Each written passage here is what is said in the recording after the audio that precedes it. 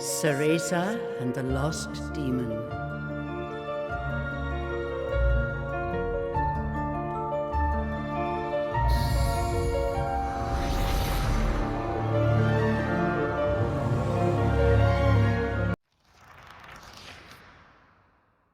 Long ago, there existed two clans, the Lumen Sages of Light and the Umbra Witches of Darkness. Together they controlled a mysterious power. The clans put in place strict laws to ensure that strife would never consume them. But a pair of star-crossed lovers broke this rule, and a child was born with the blood of both sage and witch. It was a beautiful baby girl.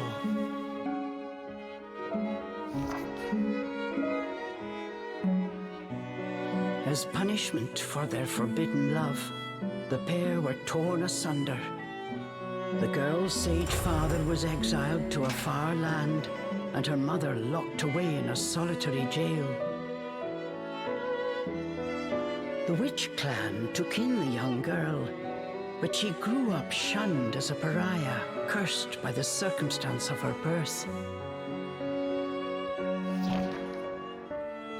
Her one comfort was the nights she snuck into the village jail to visit her mother's cell. Her mother passed each grueling day barely able to so much as move in her cold cell. But when her daughter came to visit, the witch always showed her a loving smile.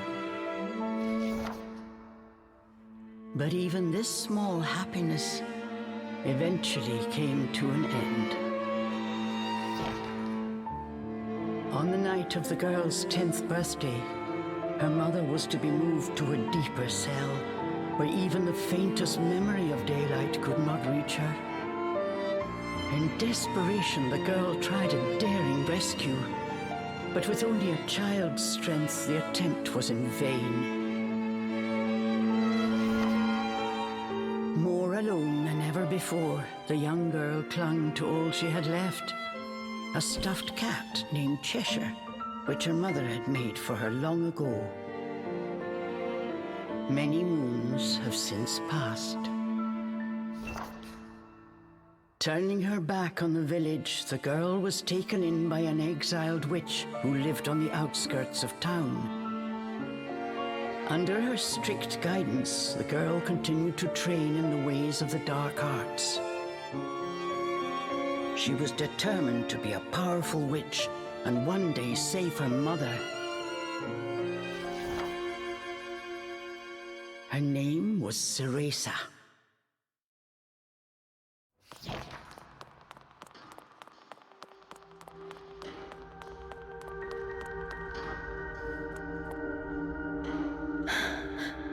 I've got to hurry.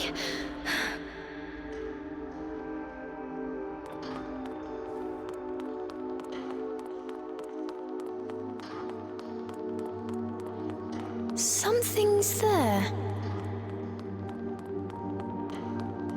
This place.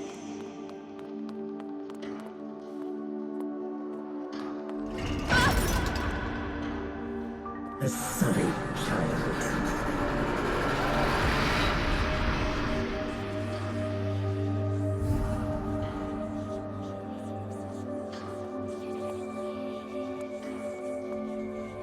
Why don't you just leave?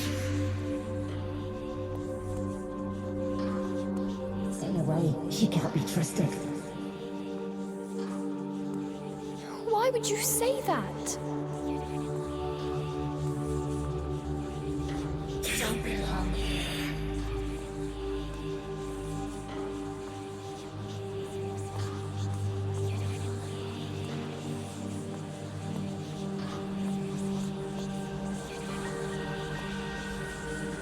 Children misfortune in us all. Leave me alone!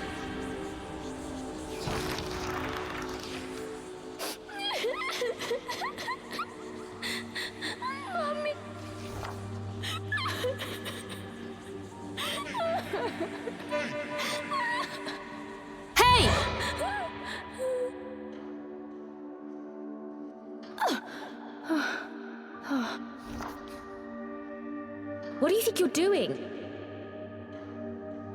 Cereza, you're almost out of time. This is your last chance. If you don't hurry, you may never see your mother again. John, I can't.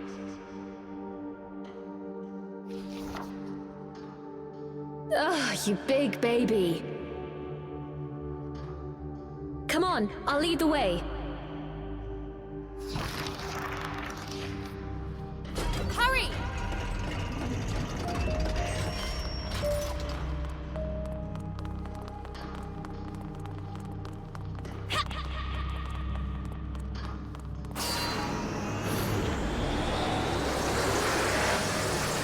Here, use this. Wow, Sean, you're amazing. This way.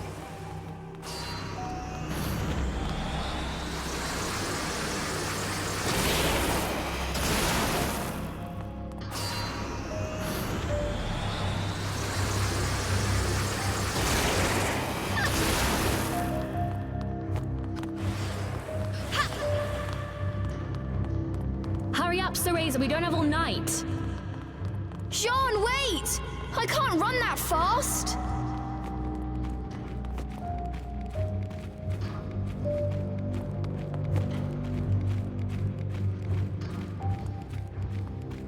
We're almost there. Hurry up!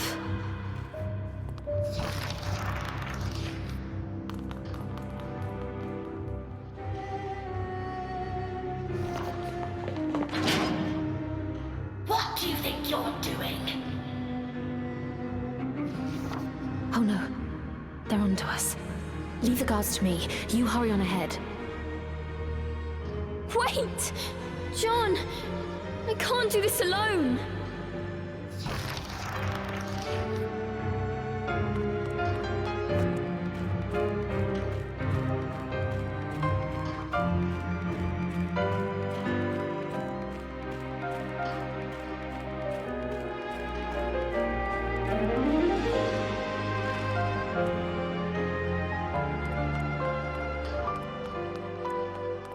Just a little longer.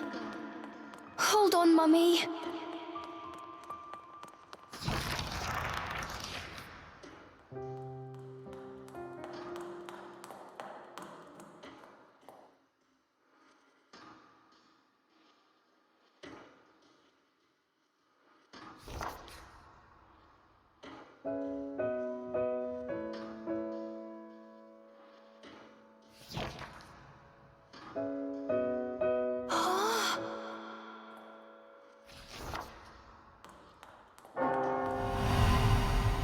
Mummy?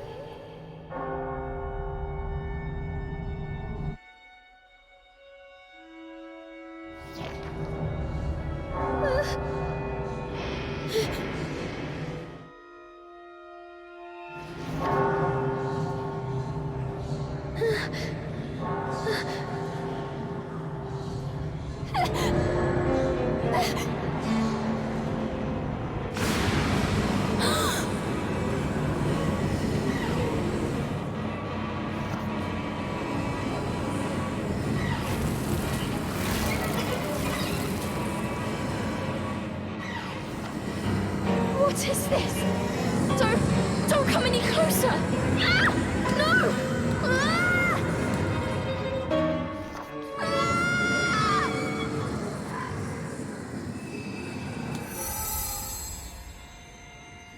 Ah!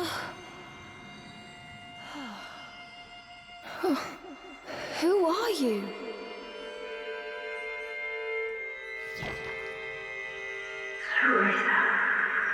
Give you the power to save Mother.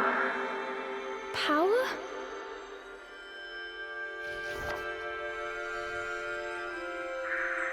Over in the forest, the white wolf guide you.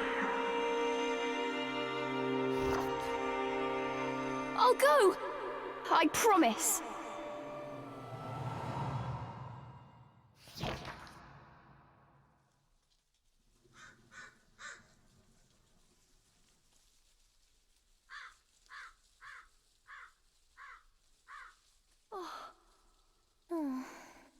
that dream again.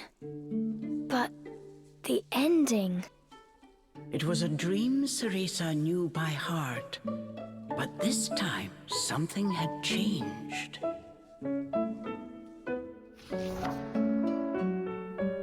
Ceresa decided to consult her friend Cheshire. A strange boy appeared and told me something incredible. He said if I went to Avalon Forest, he'd give me a fantastic power.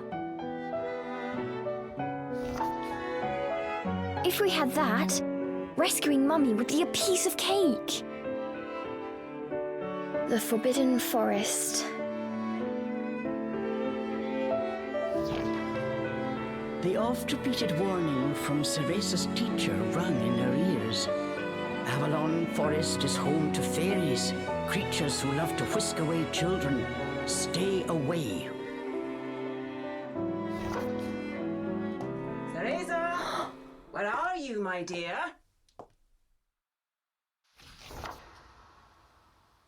Ceresa's teacher Morgana was standing by the door, her frown discernible even from a distance. Chores neglected, and I find my apprentice enjoying her beauty sleep. I'm sorry. I just closed my eyes for a second. Ceresa began making an excuse, but Morgana's scowl stopped her in her tracks. Yes, ma'am. I'll get to them right away. But despite her best intentions, Ceresa's gaze drifted back towards Avalon Forest. This did not go unnoticed by Morgana. If I've told you once, Ceresa, you must never enter that forest. With your current abilities, you would soon become a snack for one of the fairies who live there.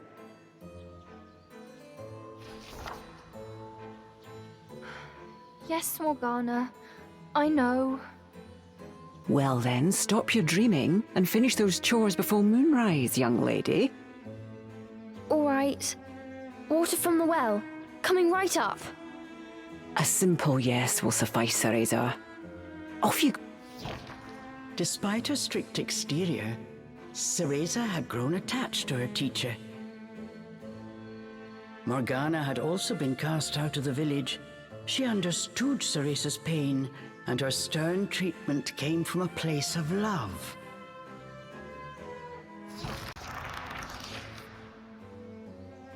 After laying eyes on the full bucket, Morgana gave a small nod of approval. Good. Now collect the herbs from the garden. Oh. At the thought of herbs, Ceresa could not help but make a face.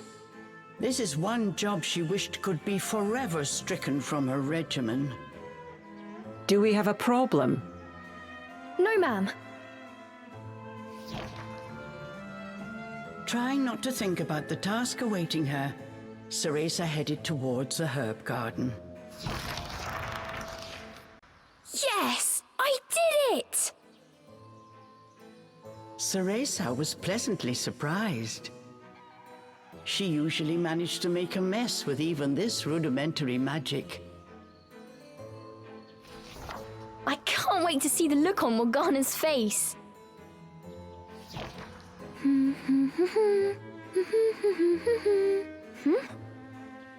Ceresa hummed a happy tune while picking the herbs. As she bent down, she noticed a pretty flower growing amongst the weeds. Oh, those flowers would really bring out the colour in Morgana's eyes. Ceresa proudly gave the basket to Morgana. It was full to bursting. How about that, Morgana? Quite the harvest, wouldn't you say? I also picked these violets. They're for you. I thought you might like them. Atop the herbs lay a small wreath. Morgana glanced down at it. Her expression unchanged, she spoke to Cereza in her usual tone. Do not expect praise for this sort of perfunctory performance. Oh, and Cereza, your hair today seems to have lost its sheen. Do not tell me that in addition to your outdoor tasks, you're also neglecting your hair. No, ma'am. It's next on my list.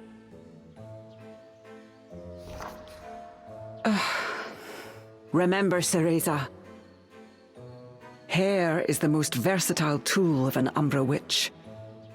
It can be shaped into our armor, weapons, and even used as a medium for summoning infernal demons.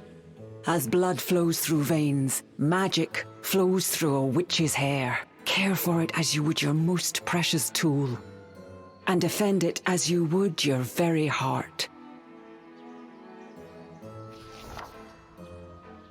Understood.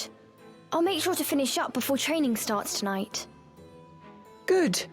Now get back to your chores. The shadows grew long. The moon will soon rise. With this, Morgana turned and walked back towards the house. Yes, ma'am. At times, Morgana's cold treatment got Cereza down. But she knew that Morgana cared for her and only wanted what was best for her.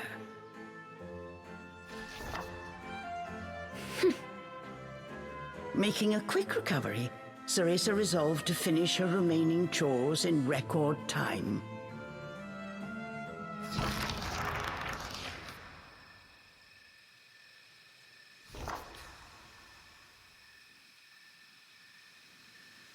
Almost time for today's training.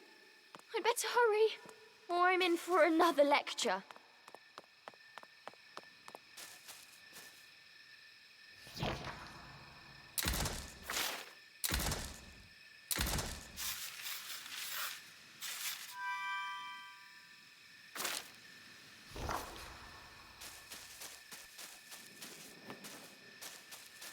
Phew.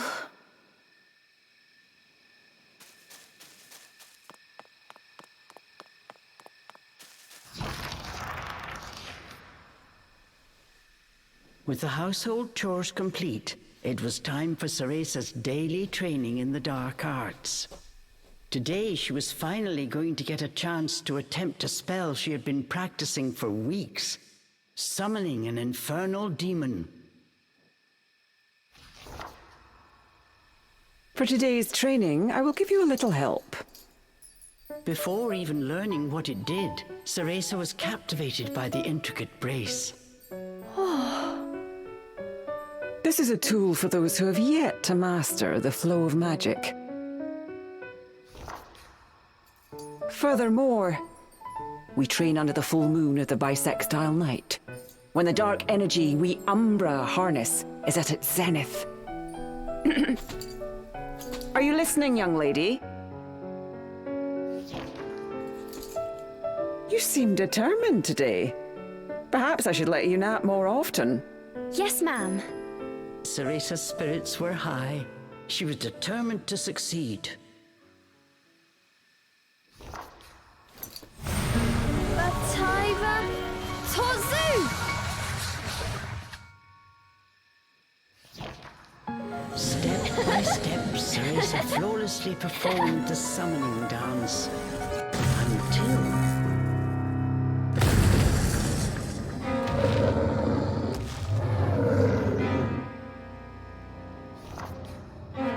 This looked like trouble.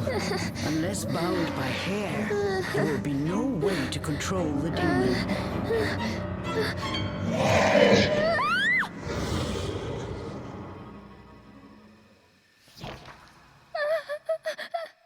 The demon turned to ash mere inches from Cereza. Without a proper medium, demons will soon die in our world. We are finished for today. Let me try again. Please. Morgana turned and walked away, ignoring her pupil's desperate plea.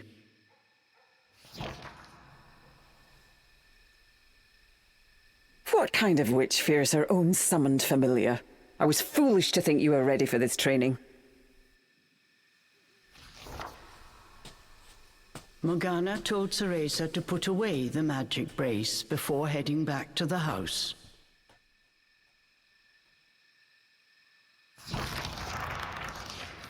Long after Morgana was gone, Cereza sat moping in the garden. Out of habit, she shared her troubles with Cheshire. Forget returning to the village and saving Mummy. At this rate, I'll never even become a witch. All of a sudden, the words from the boy in her dream echoed in her ears.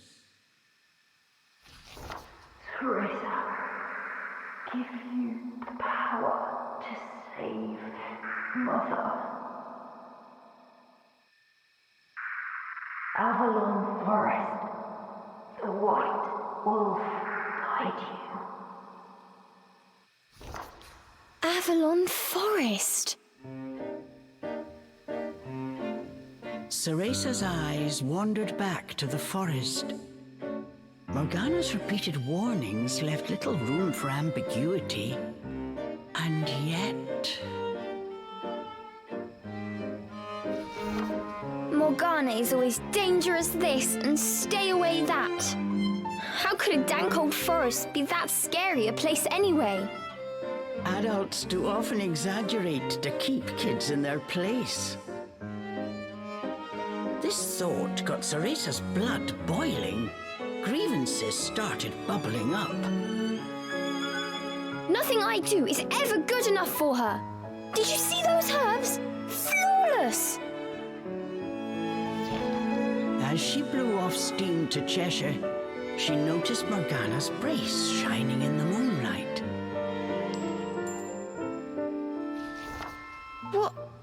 What are you saying, Cheshire? Take the brace and sneak into the forest? Morgana would give us a right smack on the bottom. Although, with the moon shining brightly, it was the ideal chance for a little surreptitious forest excursion. I mean, if I just had another chance to get the hang of it, I could have gotten that demon totally under wraps. With a demon by her side, eviscerating a fairy or two would be child's play.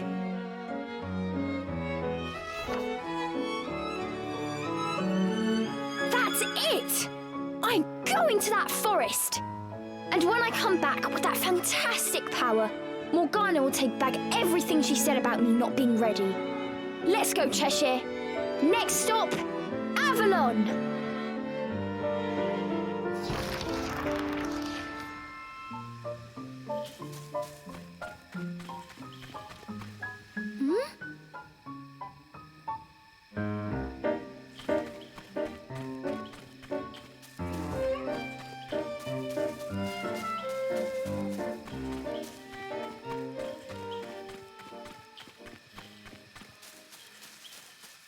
Cereza shivered at the thought of what lay ahead, but curiosity got the better of her.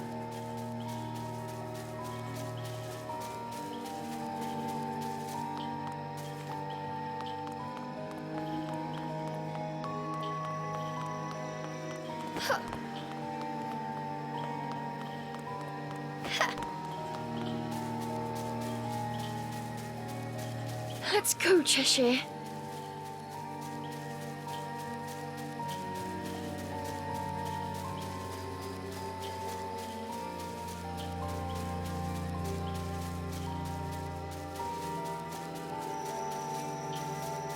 And so Cereza threw caution and her teacher's warnings to the wind and set out towards Avalon Forest.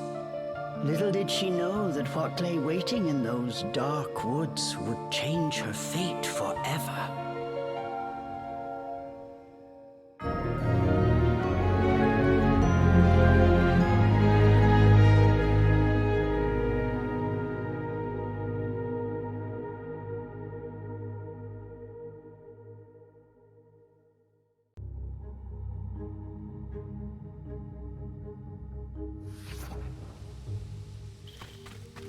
Massive trees blocked almost all light from the moon.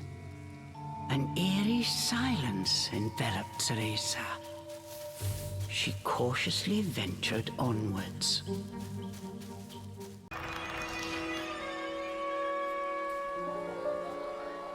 Teresa could not shake the feeling she was being watched. Is someone there? Show yourself! And then, as if to answer her call,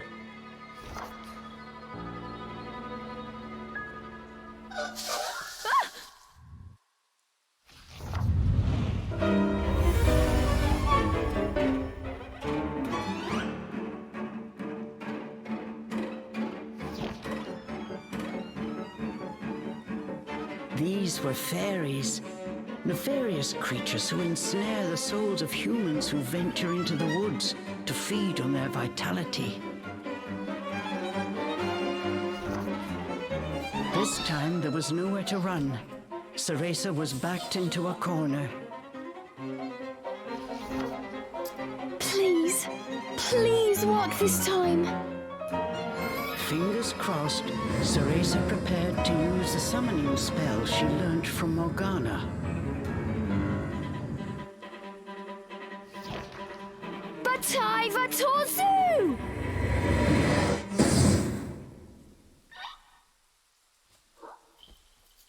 Even after the summoning circle had faded away, no one had answered her call.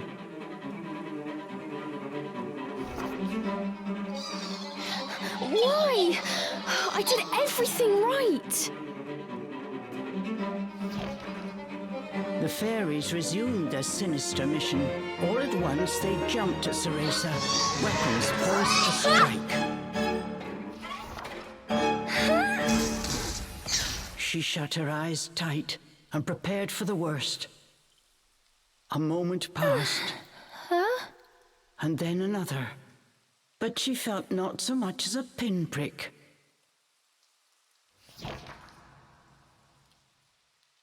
What? Who are you?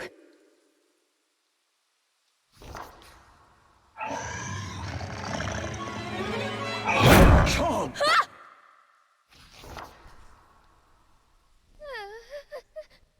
That beast, as dark as a moonless night, had it all been a dream? You don't think... Could that have been... But before Teresa could finish her question,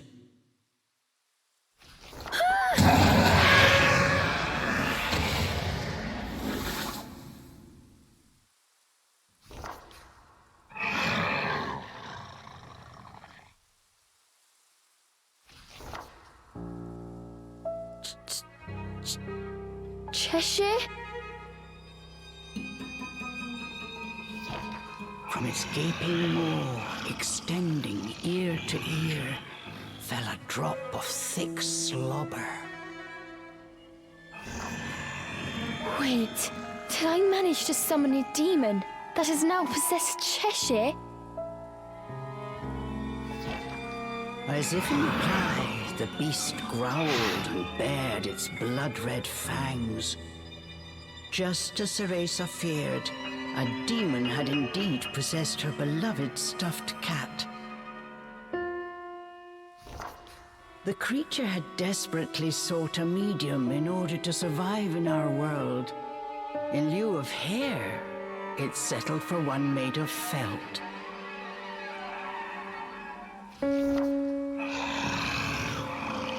Looking around, the demon's eyes found Teresa. It let out a low growl. After her initial terror, Teresa realized that she was able to understand what the demon was saying. You want me to return you to Inferno? Now, how would one go about doing that?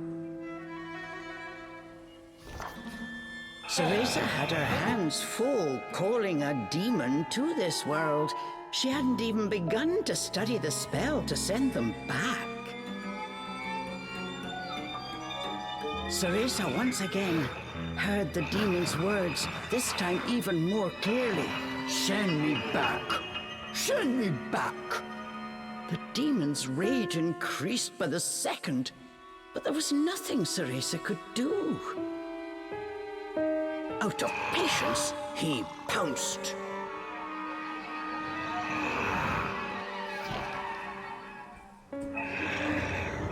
Claws like daggers descended on Ceresa.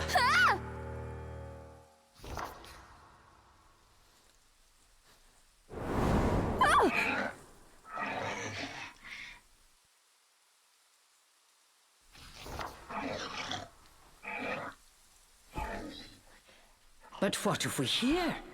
The demon had stopped cold. As if bound by an invisible force, no matter how he struggled, he was unable to touch Ceresa. Calm down. You're going to burst a seam. Don't worry, I'll send you home. Once I figure out how. I'm on my way to get a fantastic power. With that, sending you back should be a piece of cake.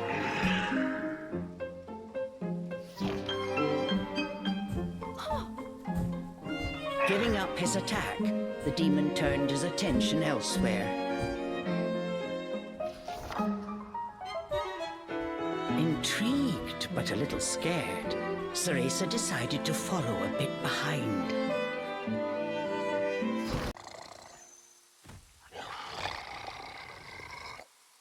The demon slashed with his razor-sharp claws, but something felt off. His power seemed to escape him, slowly but surely.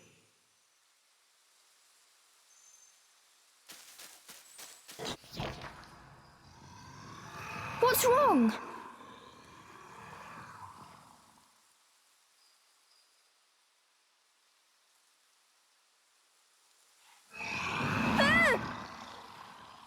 The demon bared his fangs. He was clearly suffering. Are you sick? Or hungry, perhaps?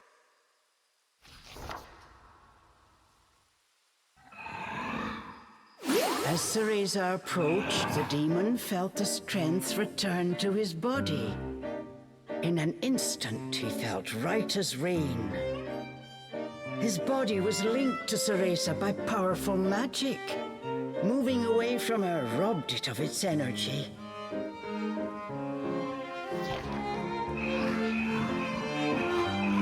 What's that?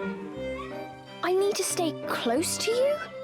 I've never heard of a spell like this before.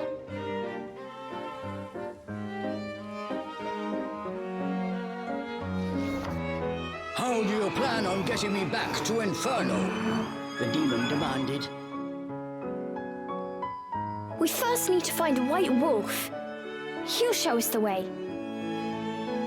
Leave it to me. I'll find him, said the demon as he clambered to his feet.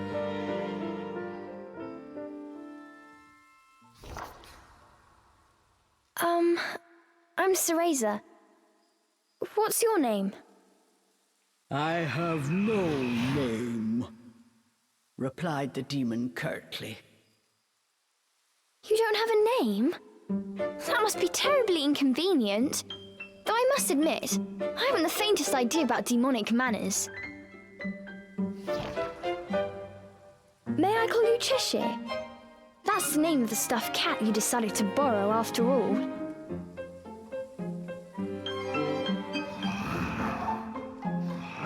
Well, I need to call you something. If you're going to make a fuss about it, why don't you just find a new body? Fine! I'll just call you whatever I please.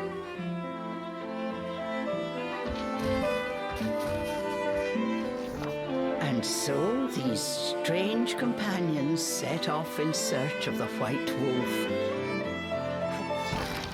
I'll go first to make a path. You wait here.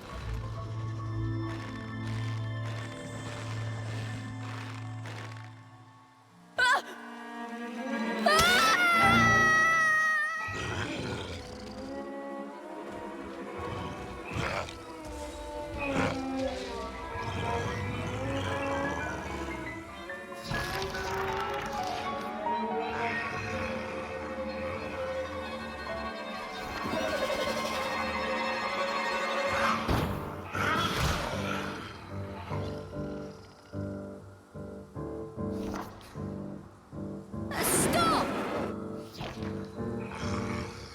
Cheshire!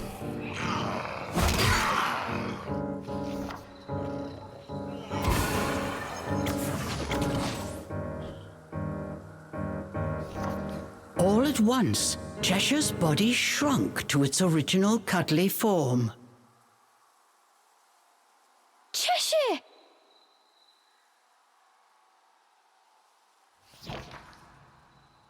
Ceresa ran to pick up Cheshire and held him tightly to her chest. In her arms, Cheshire felt his strength returning. Release me at once! Even in this form, the demon did not seem happy about being cuddled. Just hold still, will you? While you're small, you can't walk on your own, right? I'll carry you until you can transform again. Not having a massive demon breathing down my neck will make it easier for me to calm down too. While far from pleased about being treated like a stuffed animal, the demon had no choice but to swallow his pride. Hey! Look over there!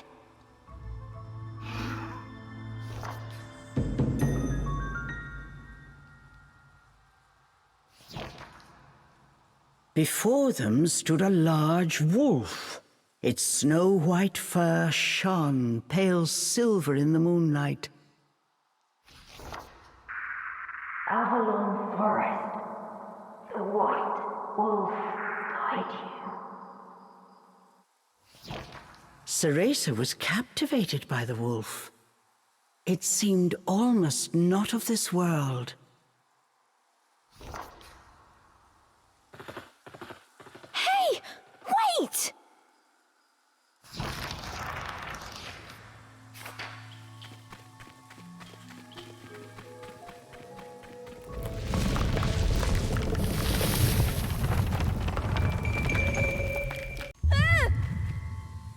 The world before Ceresa seemed to warp and bend.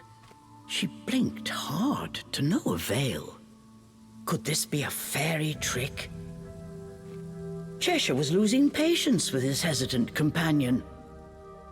Come on! We've still got that wolf to catch! I'm getting ready. Just give me a second.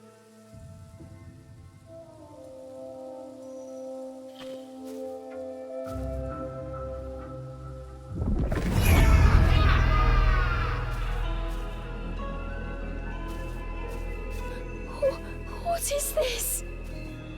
As soon as she took a step inside, she felt as if the breath had frozen in her chest. All around her were sights strange and terrible, as if she had been dragged into a waking nightmare. I'm fine. It takes more than this to scare me.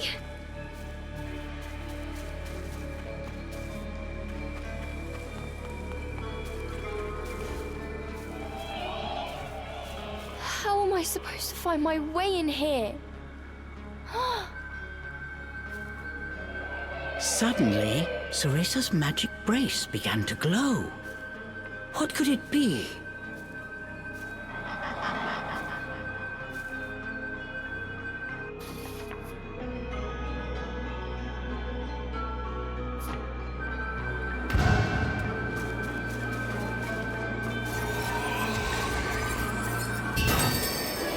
The light from the brace revealed things Ceresa was unable to see before. Does this bracelet have the power to dispel illusions?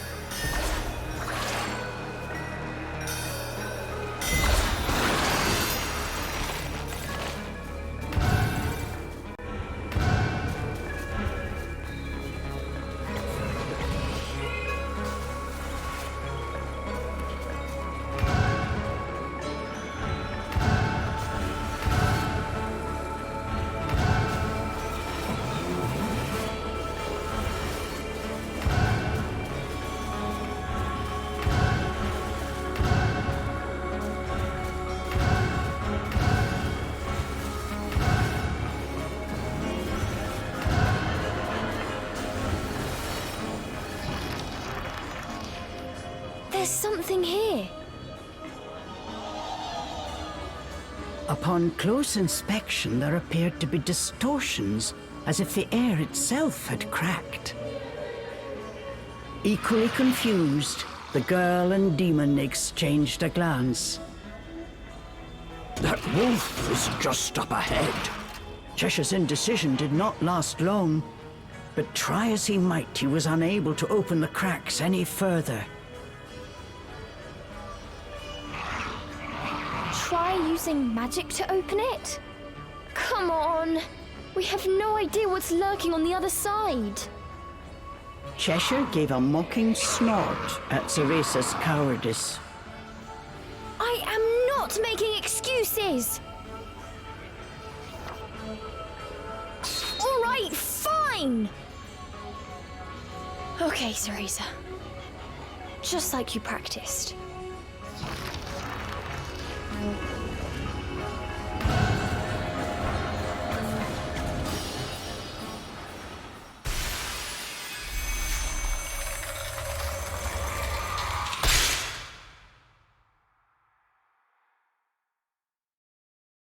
Once their eyes had adjusted to the brilliant light, what lay before them was a sight unlike anything either had seen before.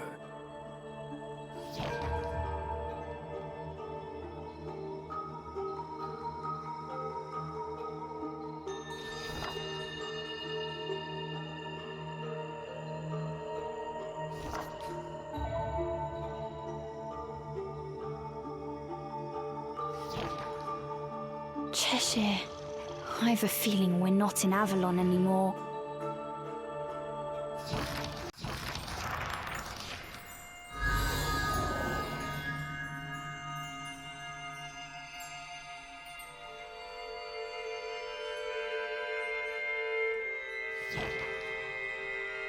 You're the boy from my dream.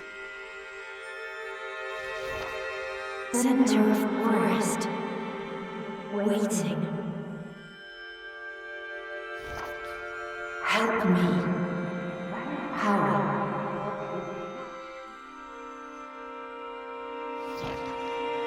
Okay. I just need to follow the white wolf, right?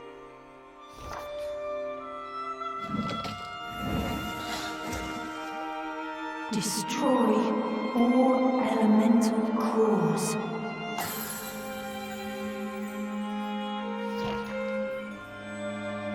You can do it.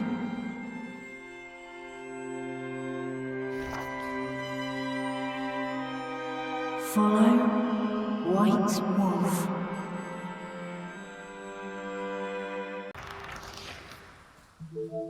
In a nearby grove, there was a place illuminated by moonlight.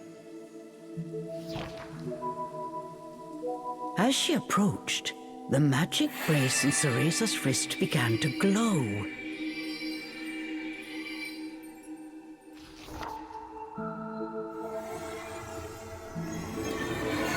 So I have finally found you, Ceresa.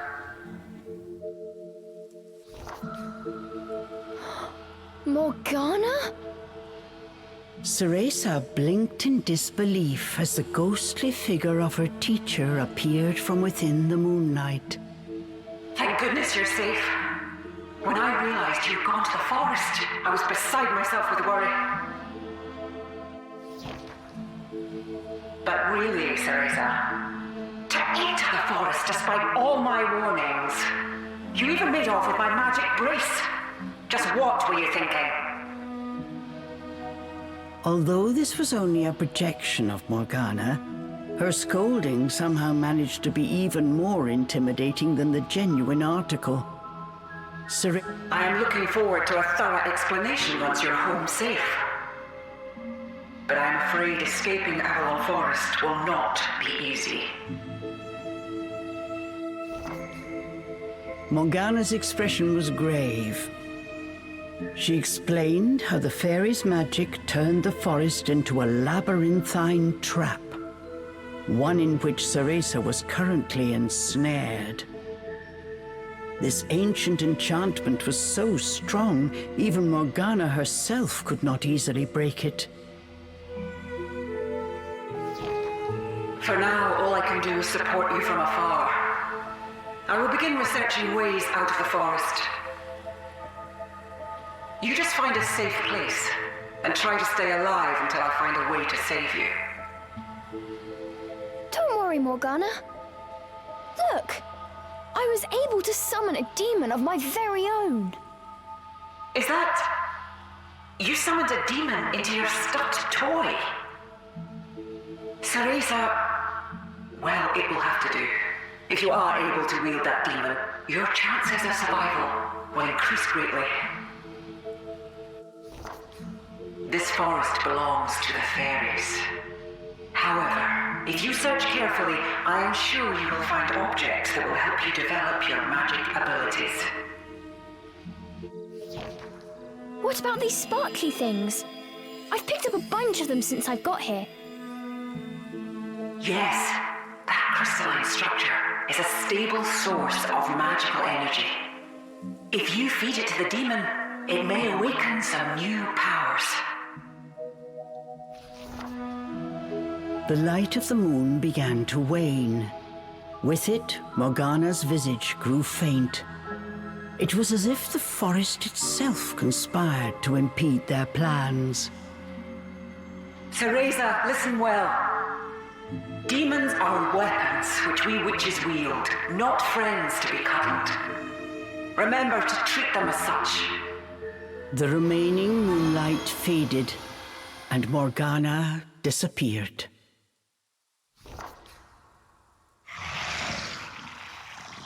Cheshire was in a foul mood. What was that? Morgana is my master, and I will not have you speak of her in that way. I feel bad for worrying her, but I don't get why she's so overprotective. I mean, I summoned a demon and everything. Cereza wished that just once Morgana would tell her she did a good job. She had already forgotten Morgana's scolding. Well, back to chasing the White Wolf. If we get that power, even Miss High and Mighty Morgana will sing our praises. Oh yeah, those little sparkly things. She said they might help you grow stronger. I wonder what that means. What is this? In one corner was a rock, polished to a shiny finish. This would make a good substitute for the mirror she used when training. Hey! Without Morgana breathing down my neck, I might be able to get in some good practice. Worth a try.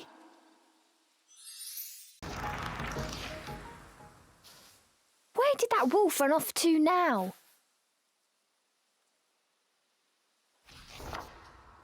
What's that over there? Let's go check it out.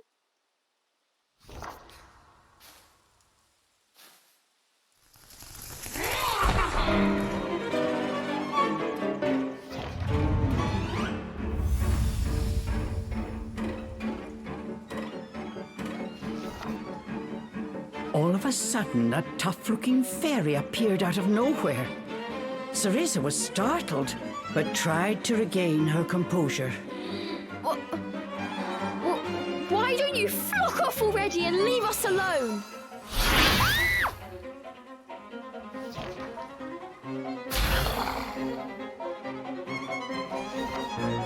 Cheshire let out a sigh as he pushed past Ceresa to face down the fairy. Who's gonna be the appetizer? And who shall I save for dessert? Roared Cheshire, his mane rippling and claws extended. A strange orb atop a pillar. Could this be the elemental core of which the boy in Ceresa's dream had spoken? Before it stood the white wolf. Just as Ceresa took a step towards the pillar to investigate,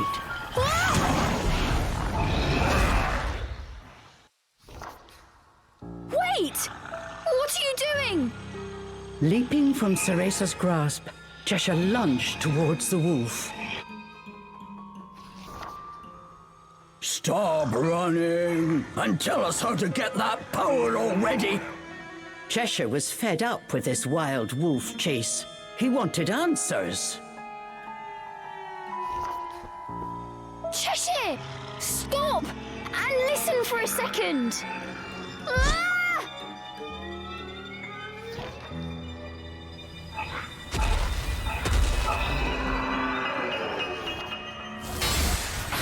Missing his mark, Cheshire's claws struck the elemental core instead. All was quiet until...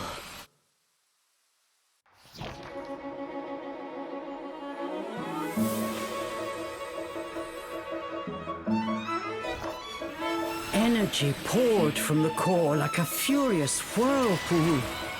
Standing in its midst, Ceresa felt a strange power flow through her. What was that? I feel funny. Don't hog the power, girl. Cheshire roared his protest.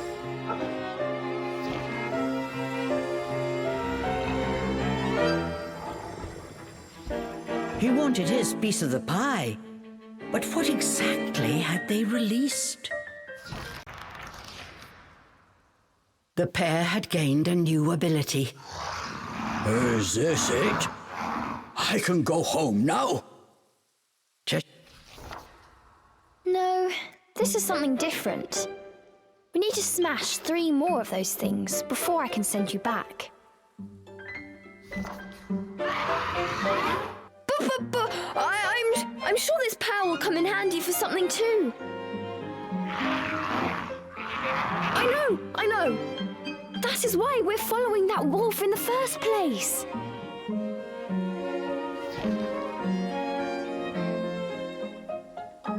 Speaking of that wolf, where did he go now? To find the other elemental cores, they first need to find him. I swear, you demons are more trouble than you're worth. The bickering companions left the remains of the core behind them, heading ever deeper into the forest.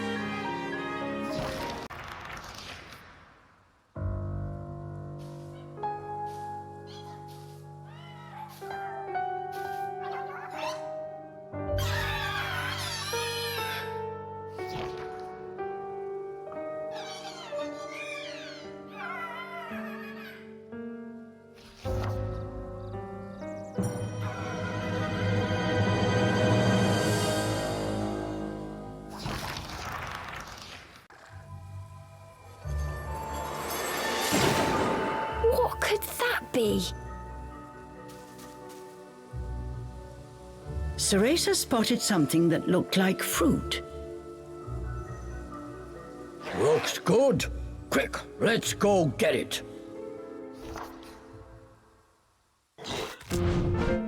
Oh! What are you doing?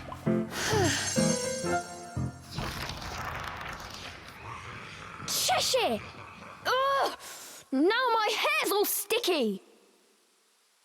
Cheshire enjoyed his snack as Ceresa tried unsuccessfully to squeeze the pulp from her hair. Do you have any idea how important hair disguised to a witch? Be careful! Oh, all that fur on your head and a fat lot of good it's done you. Quiet! I'm working on it. Just you wait.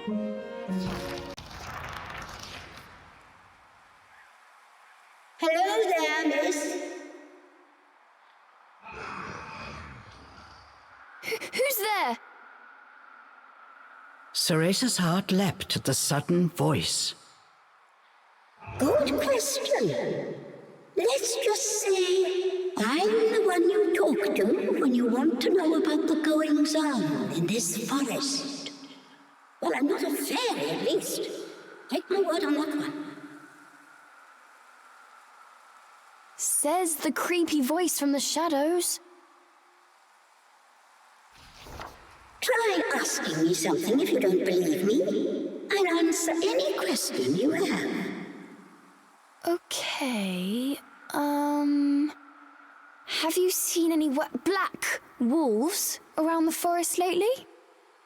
Oh, but you're looking for a white wolf, aren't you? How did you know? You were a part of this forest now. That means your business has become my business. Trust in the path you take now. It's the right one. But you won't be able to find those elemental cores as easy as you think. You know about the elemental cores too? Okay, tell me more.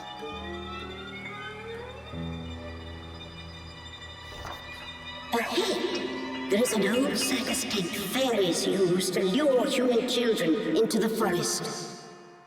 The crazed ringmaster enslaves poor souls there to perform in his shows until they die. Until they die? My apologies. Was that too scary? But you needn't worry. You and that demon of yours won't croak that easily. You've caused a big ruckus among those fairies since you entered this forest. That just proves they're scared of you. And that demon, of course. Well, I'm afraid I must go. I wish you both safe travels.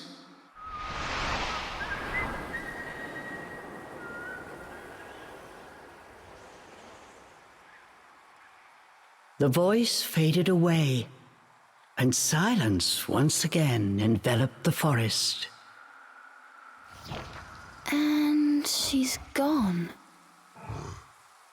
Just who was that?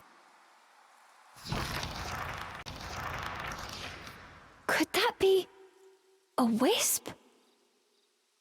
Ceresa remembered something Morgana had told her long ago. Children who perish in Avalon become wisps, their souls cursed to wander the forest forever. Hi there, little guy. Are you okay?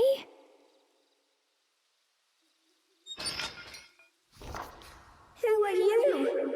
Are you lost? You can talk? I'm Ceresa. What's your name? I'm Colin. Colin, you look troubled. Is something the matter? My friends. The fairies took them away. Colm's lower lip quivered as he spoke. He explained how the fairies would round up wisps and tease them for sport.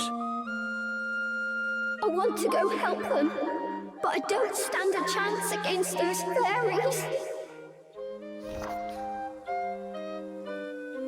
You just leave those mean old fairies to me. What? For true? The wisp wasn't the only one surprised by Ceresa's bold claim. Well, we can't just abandon them. girl and demon squared off. Neither budged an inch. Cheshire made it clear he wanted no part in this daring rescue, but Ceresa was determined. Well, I'm going, even if I have to fight those fairies myself.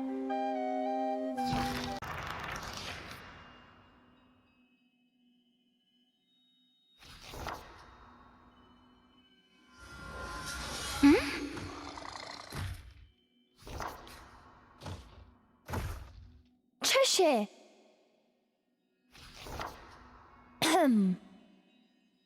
I knew you'd come. You need my magic energy after all. Since you're here, how about lending me a paw?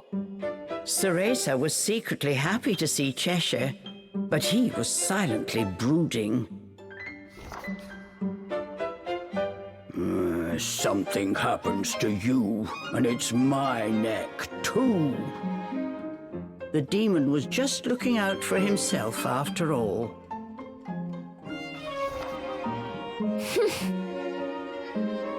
Well, with or without you, I'm still going to help those wisps. You just sit back and watch. Oh, how's a weakling like you gonna save anyone? Pretending not to hear, Ceresa pressed ahead.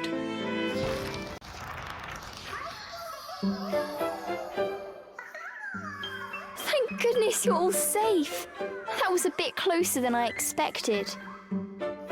Ceresa tried to put on a tough face, but she was ashamed to have been saved by the demon yet again. Cheshire had expected as much. He sat and watched the wisps with an uninterested expression. What was the point of saving these things again? Cheshire asked flatly. Look how happy they are. Colum and his friends can live together again.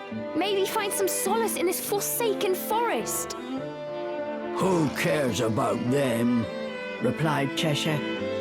Demons are not known for their altruism. What are you saying? You would just abandon them? Don't you know what it feels like to be torn from someone you love? But as she said these words, Ceresa realized something. Oh, I suppose I tore you apart from those you love when I called... I was just born. There's nobody I love. No need for love, only strength. The demon's philosophy was simple. You were just born? Then you... I'm this strong as a newborn. Just imagine when I grow. The demon I'm going to be strong too, but I'm going to do it with style. Unlike some creatures I could name. If I had been stronger, I could have saved her that night.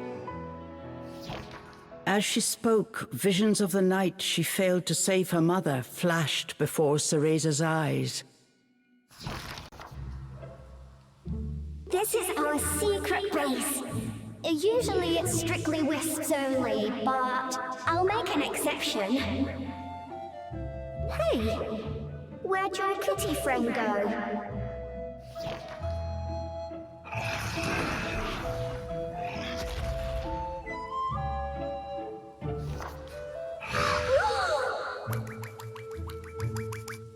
Careful, Cheshire! I don't know if wisps can have heart attacks, but scares like that can't be good either way. Oh, I couldn't care less about weaklings like him. We have a job to do. No time to play fort with these pipsqueaks, said Cheshire as he eyed Colm. Why, someone's a grumpy cat. I have something for you too.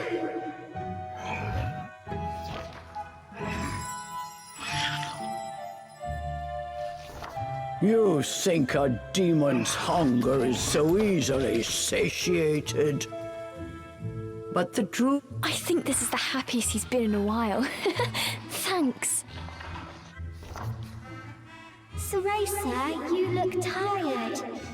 We're safe here, so why don't you take... Now that you mention it, I have been on edge ever since coming to this forest. Thanks for everything, Colum. Don't mention it. Let me know if you need...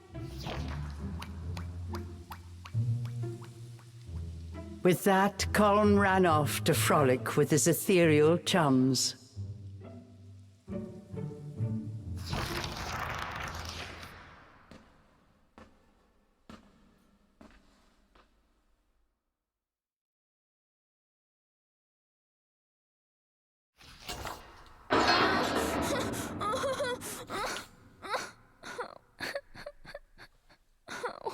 Why? Why won't it open?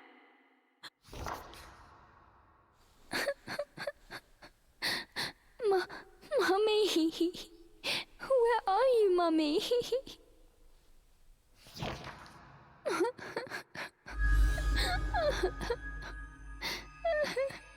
Dry your tears.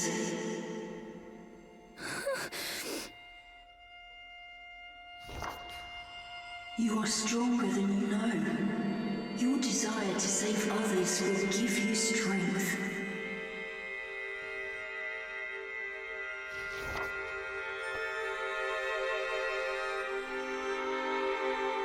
A mother's warm embrace. You will feel it again. You're leaving already? Sorry, we're in a hurry. Can I trouble you with one last request? If you find any more of my friends captured in the forest, would you be so kind as to save them and send them back here? We'll make it worth your while, I promise. You have my word. Thank you. Saying farewell to Colm, they resumed their chase. The White Wolf was just ahead. Take care, Ceresa. Take care, Kitty.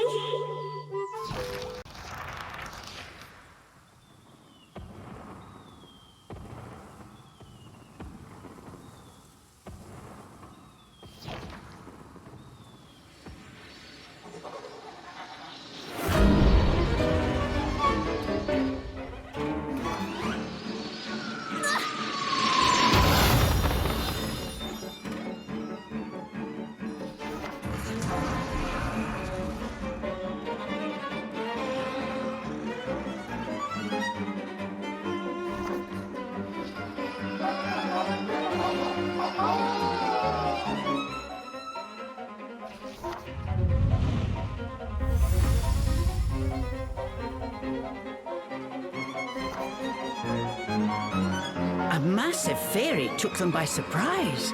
Once again, Ceresa was petrified with fear. Get out of the way! Cheshire yelled at the terrified Ceresa. I can fight! Don't treat me like a helpless child!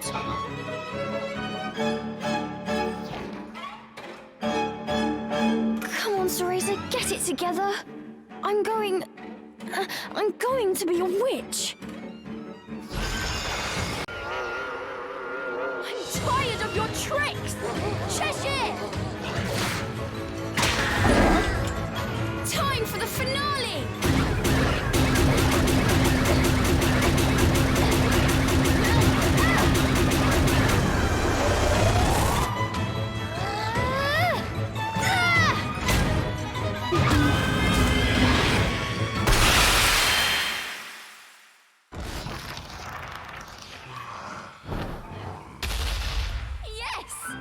They had defeated the formidable fairy.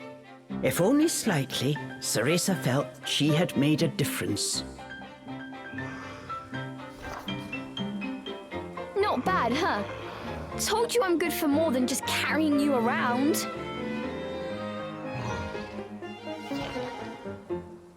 But Cheshire was not impressed. You stuck-up demon! Ceresa was fed up with Cheshire's arrogant attitude.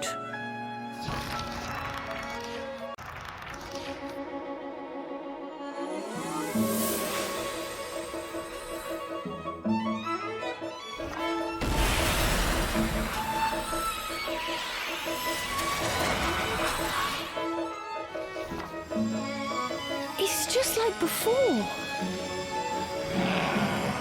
I know. Hold on. I wonder what power you'll get this time.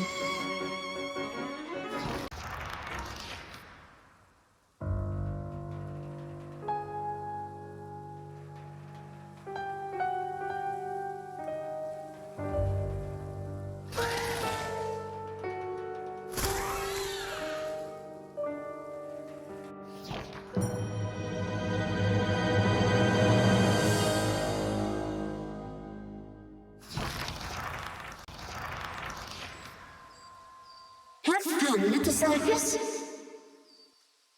That voice. A familiar voice once again echoed through the trees. Ceresa looked in the voice's direction to see a strange wisp, buried deep in a cap. A wisp? So you're the one who talked to us back there? You know, I haven't introduced myself. My name is Ignis, the keeper of this forest. Good on you for taking care of that circus. I knew I was right about you. Something tells me that Ringmaster won't be enjoying his trapeze anymore. A pity. He was an absolute brute. Play a bit part in someone else's show? No thanks. Knowing this voice belonged to a wisp put Ceresa infinitely more at ease, but Cheshire said not a word.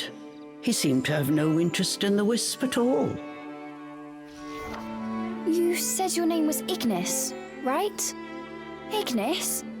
You wouldn't happen to know where we can find the remaining elemental cores, would you? Of course.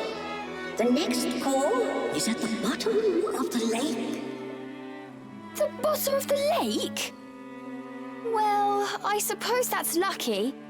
I was always better at sinking than swimming. The problem is coming back up again. No need to worry. Just drain the water. But you'll have to go over a towering tree in order to get there. To get to the bottom of a lake, you need to climb the tallest tree in the forest. The tallest tree, huh? Something the matter? Nope, not a thing. Clock towers, giant statues, yes! Witches love high places. Thanks for your help. You're very welcome. I know the secret pathways of this forest. I may be able to take you to somewhere you've been before. If you'd like me to guide you, just ask me any time. Think of it as showing my gratitude for taking care of those pesky fairies.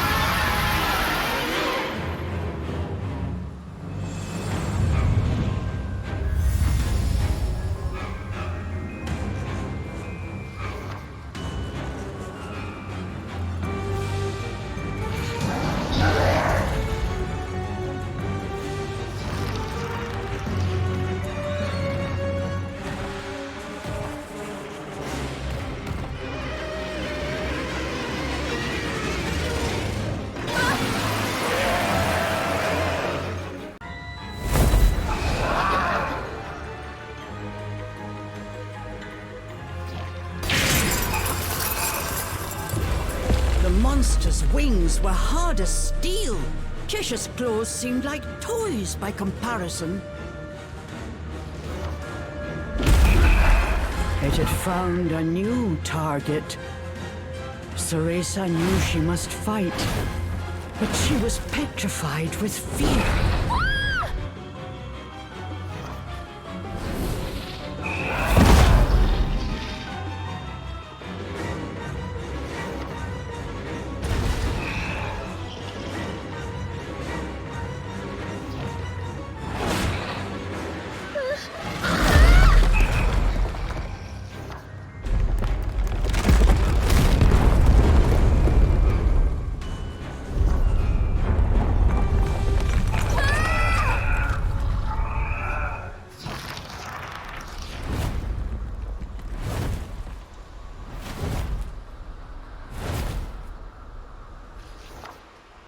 Like a hawk hunting mice, the draconic fairies searched for its prey.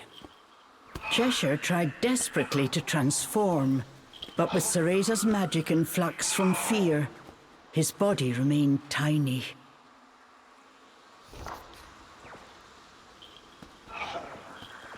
You pathetic weakling.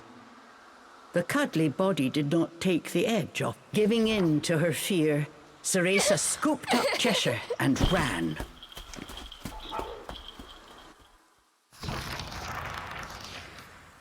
They had escaped with their lives, but Cheshire was furious at Ceresa for her cowardly retreat. Ceresa stood silently, fists clenched. More than anything, she was angry at herself for once again succumbing to her fear. Cheshire's attacks didn't make so much as a dent in that monster's armor. Oh, what am I going to do? For once, Cheshire had no mocking retort. He remembered the battle. This was the first time he had tasted defeat, and he did not like it one bit. Just stay out of my way. Was lost in despair of her own, Ceresa barely heard his words. Running away as usual doesn't surprise me at all. Huh?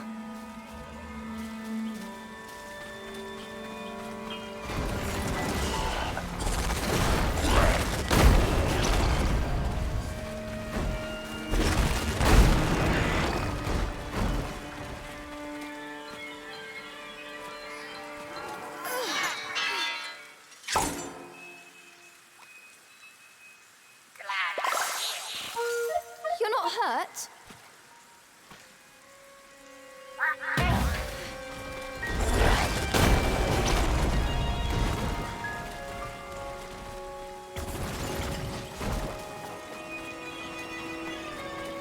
What a coward! You're destined to fail! What?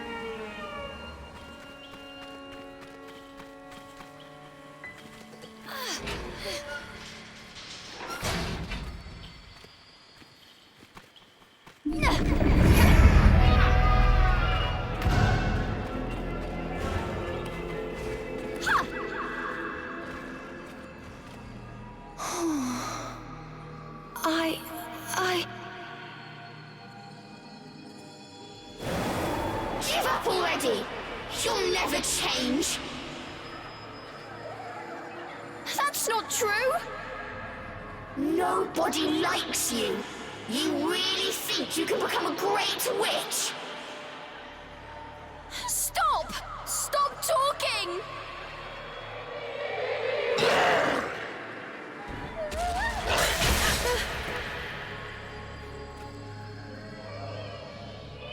Get a hold of yourself! Move!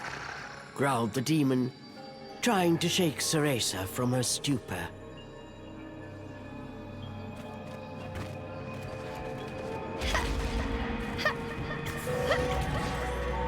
Give up already! You'll never change! I...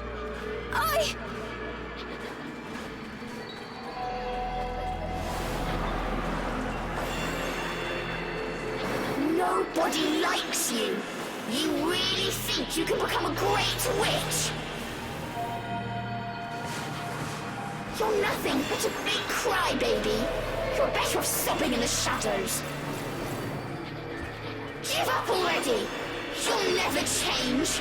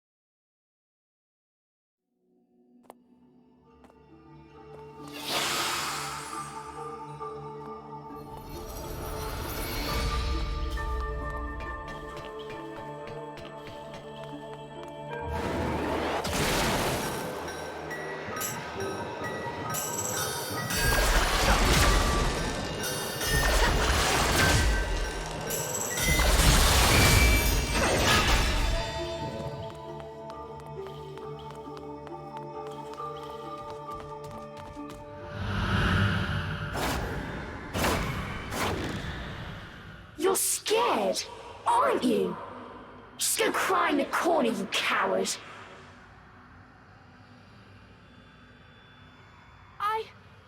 I want to be stronger!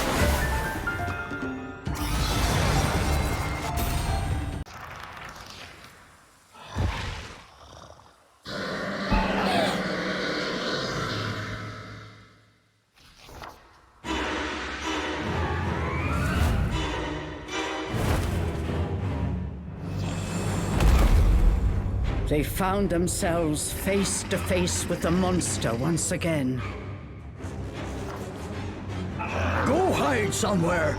Yelled Cheshire, preparing for battle.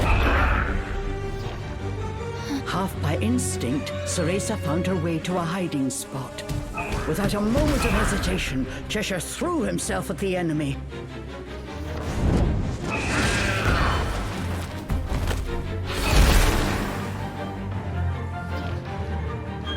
His claws found their mark, but once again left the beast unperturbed. Cheshire continued his fierce assault, but with each exchange he was gradually losing ground.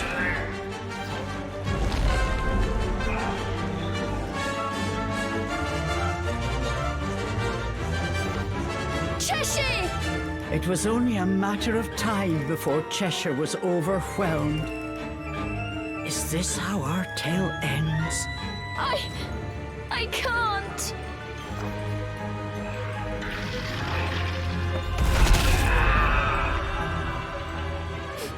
I still can't save anyone. No. Not this time. No more running away. I am going to be a witch. I need to be strong.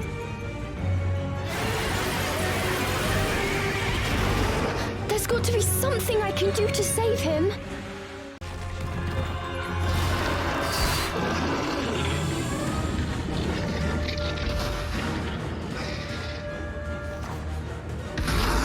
With its armor in tatters, the dragon turned tail and fled.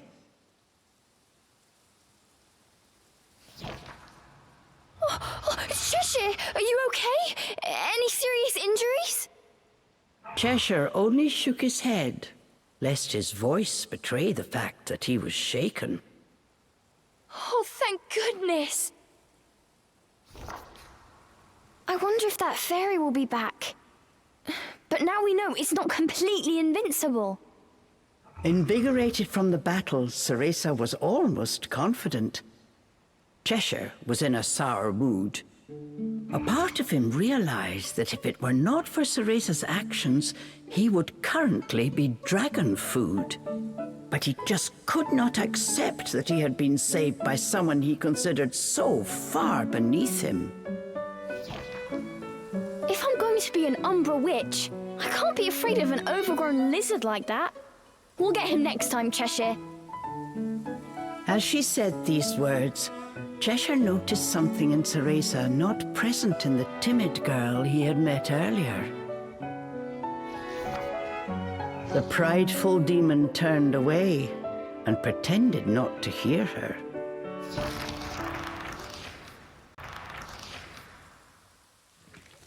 Munch, munch. The monster!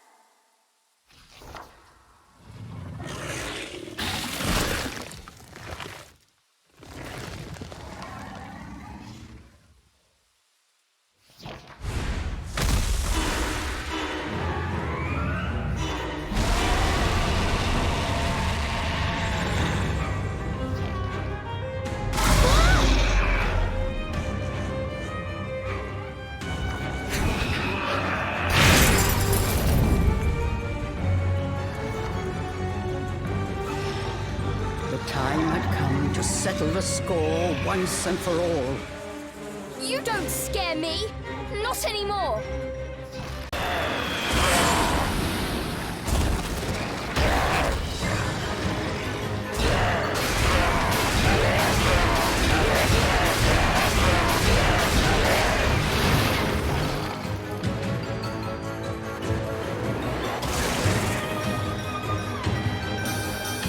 Shut up now, until that big belly of yours bursts.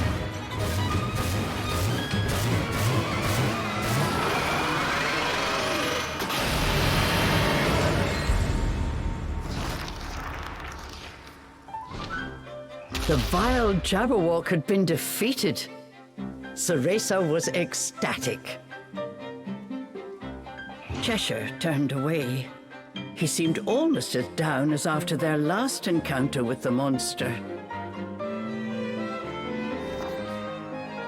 What are you talking about this time? We won! Cheshire started grumbling about how Cereza moving around the battlefield made it hard to fight. Cereza's celebration had been ruined before it could even begin. You do realize it was thanks to my help you were able to defeat that thing, right? You could at least say a word of thanks.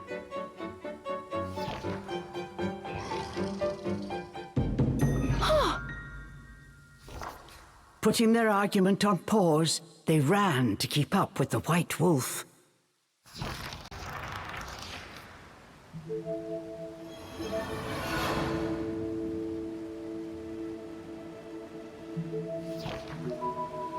Cereza, thank Sheba you're safe.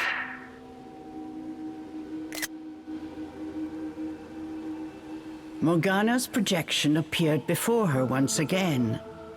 She seemed... Cereza, you look different. Did something happen, my dear? Morgana! I defeated a giant monster! You should have seen it! Unable to contain her childish glee, Cereza explained how they had taken down the Jabberwock. It is a miracle you escaped unscathed. I thought I told you to find a safe place and stay put. But I must admit, I am surprised. Perhaps you have grown more than I thought. Words of praise from Morgana were as rare as igloos in Inferno. It took all of Cereza's willpower not to jump for joy. I believe you're ready for more powerful magic techniques. They will allow you to draw out the true strength of your familiar. Listen, Cereza. I have begun my preparations to get you out of that forest. What? The strength of the fairy magic that protects Avalon is immense. It will require an equally powerful spell to break. I have begun my incantation, but it will take until dawn to complete. You must survive until then. Yes, ma'am. Skill at controlling a demon determines one's worth as a witch. Remember this if you hope to take on any more monsters in that forest, and live to tell the tale.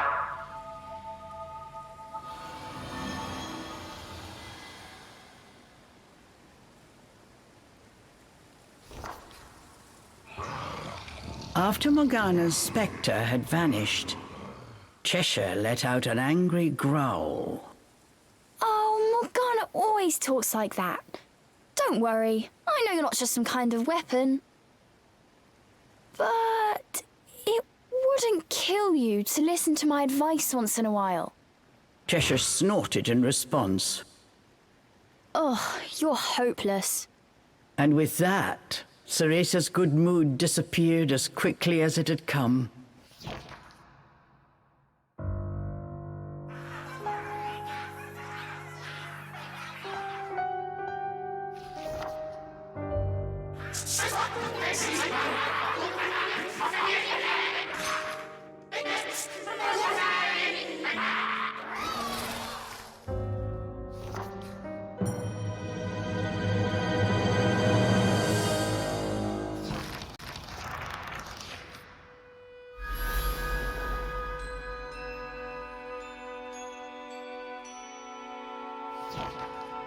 My, you managed to defeat the ferocious Jabberwock. It's hard to believe you were the same girl who I found sobbing all alone in a dark nightmare. You truly have grown strong. Really? Thanks. You know, you still haven't told me your name. I am Luca-on. And you?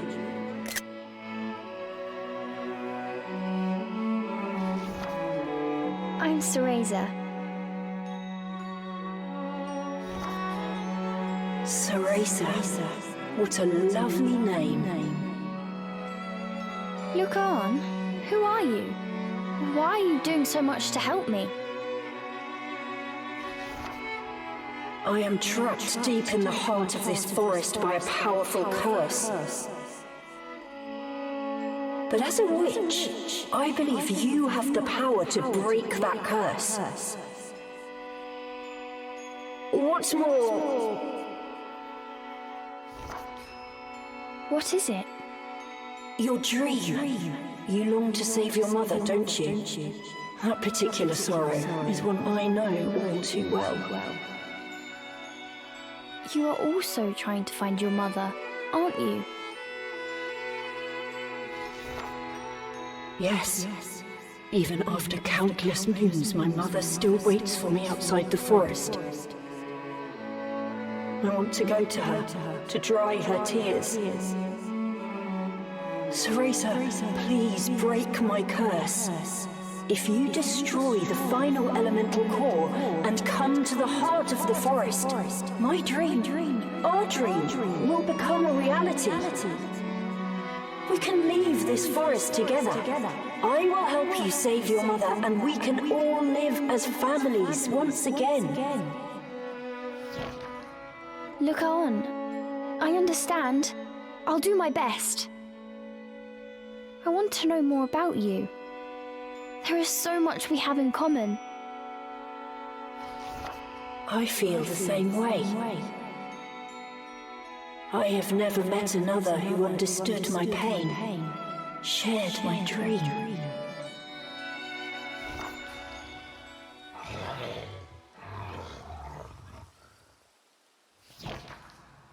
Another meeting with Luca-on. Remembering the dream sent Ceresa's young heart aflutter.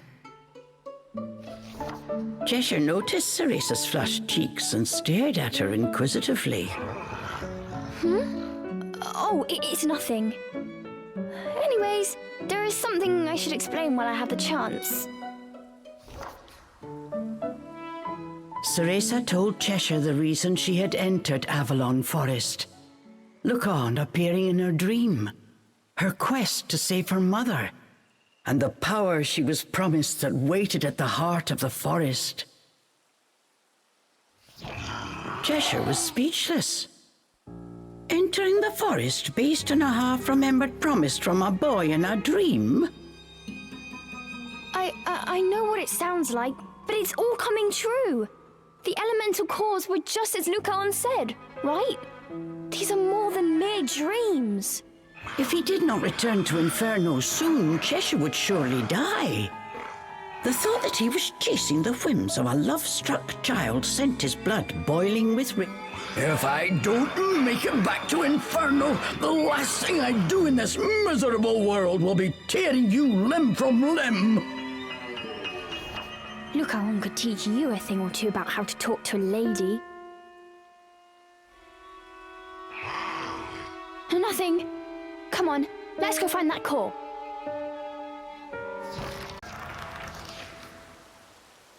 Well, who do we have here? Frankly, I'm surprised you've made it this far.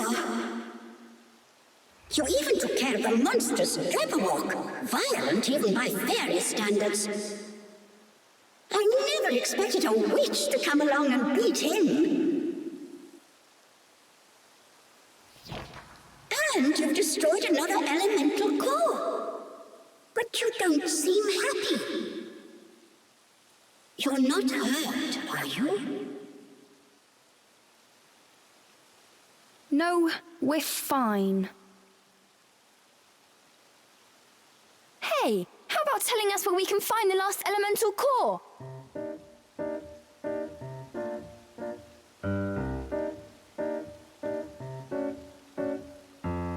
You know, don't you? Miss, I've often said hurrying will get you nowhere. You sound like my teacher! Come on, don't hold out on us! Dear, dear. The final elemental core is in a particularly tricky part of this forest. Inside a fortress where only the most malicious of the fairies reside. No one who has entered that fortress has ever made it out. Oh, we'll go, all right. I'm a witch, and I'm way stronger now than when I set foot in this forest. We can hope. But with your teamwork, maybe you don't have much to worry about. I'm tired of those cruel fairies myself. I'm hoping you can show them what's what. Cheshire was having a grand time steering the lily pad every which way. Cheshire, slow down!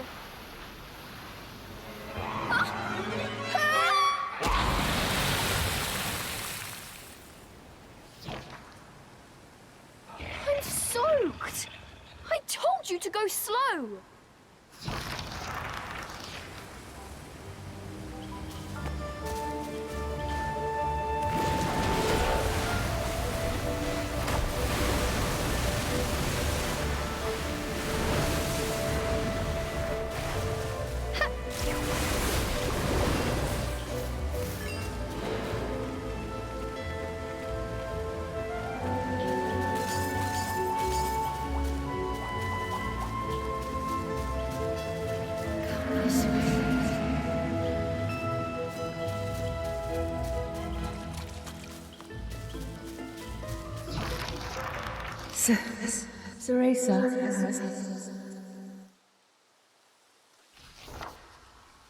Who's there? How could this be? Before Ceresa stood her mother.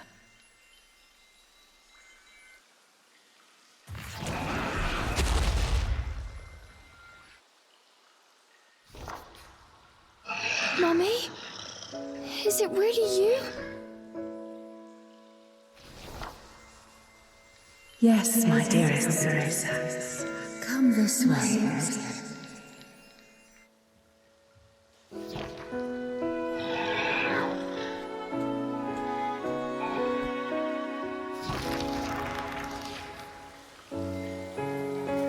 Ceresa.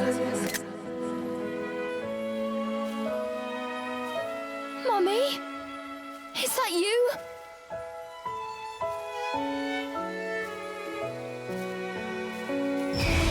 Mummy? Come this way. Mummy, please don't go.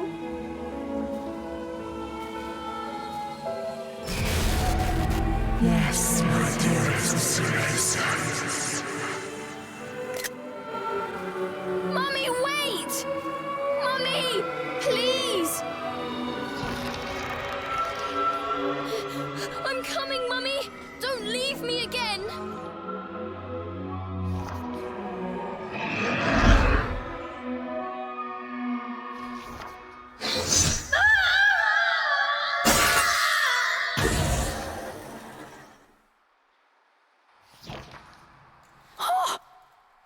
The shade vanished with a blood-chilling scream that echoed through the trees.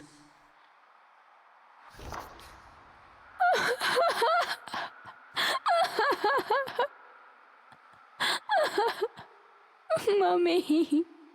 Cheshire's strike had shattered the illusion, but it had taken a frightful toll on Ceresa. She collapsed to her knees, her mother's final screams still ringing in her ears.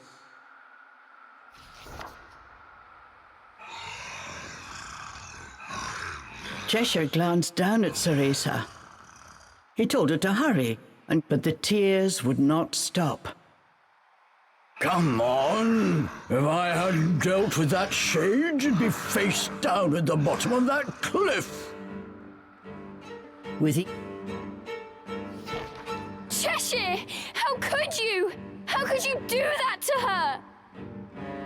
Unable to take Cheshire's abuse any longer, Ceresa leapt to her feet. Behind her tears, Ceresa's eyes burned with fury.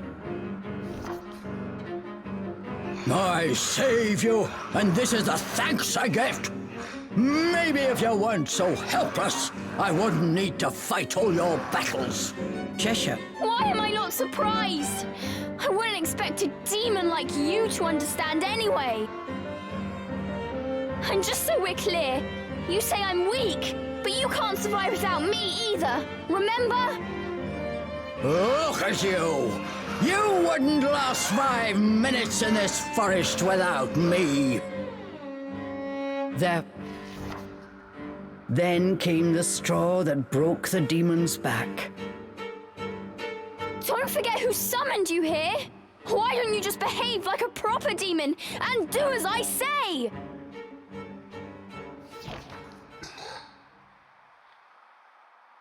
Cheshire's eyes narrowed. For a second, he was quiet. Cheshire broke the silence with a threatening growl. I wish I'd never summoned you!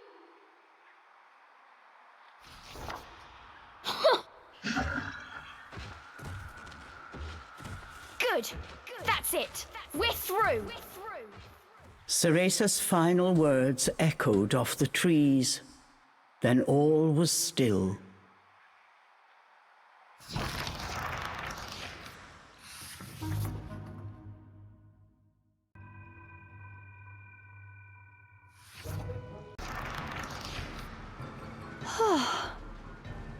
Ceresa had certainly grown stronger since entering the forest, but even so, making her way alone was proving more difficult than expected.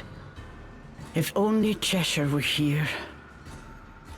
No, I'm better off without that beast.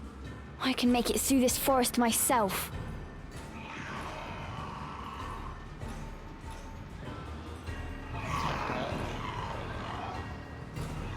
Ceresa heard a familiar voice. It was Cheshire. Injured, he was fleeing from a group of fairies.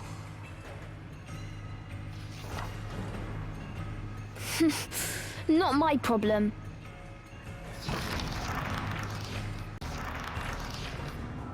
Ceresa once again spotted Cheshire. Incapacitated by his wounds, he was surrounded by fairies.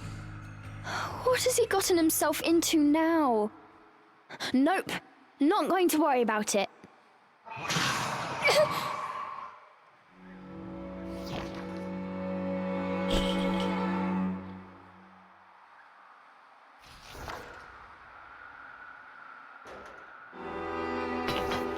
But before she knew what she was doing, Ceresa had set off in Cheshire's direction.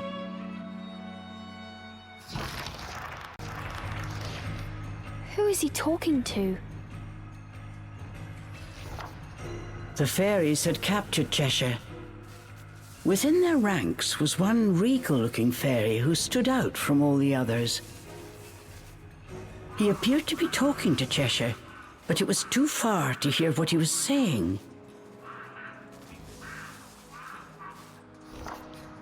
What does that fairy want with Cheshire?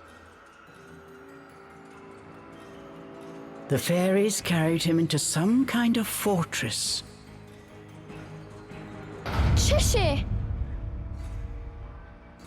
Forgetting the peril of her situation, Ceresa rushed to follow the fairies into their stronghold.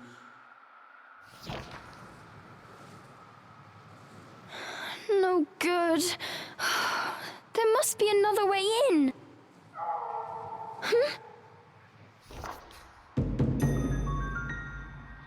You!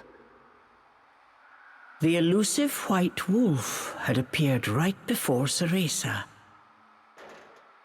It called out to her before running away.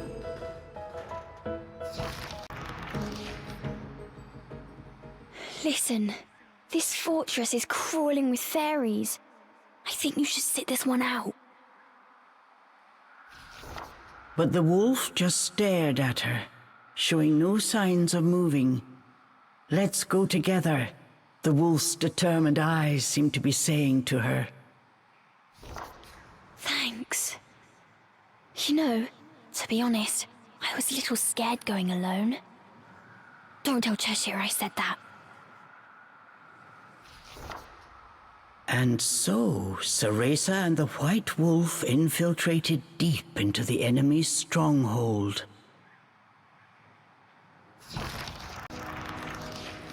Cheshire! They had finally found Cheshire. He was covered in wounds from head to toe. Hiding in the shadows, Ceresa was surprised to hear one of the fairies speaking words she understood. "It is simple! We just need the girl. Stay out of our way, and we will ensure your return to the demon realm." They were speaking in Nokian, the language of angels and demons. It sounded like the regal fairy was trying to strike a deal with Cheshire. Ceresa felt her heart beating in her chest. "What will it be? This is your last chance, demon." Ceresa waited for his answer with bated breath. Then she heard the familiar deep growl. "Oh, like I can trust a fairy. I'll devour every last one of you." Despite his battered body, Cheshire's eyes still smoldered with defiance. Cheshire!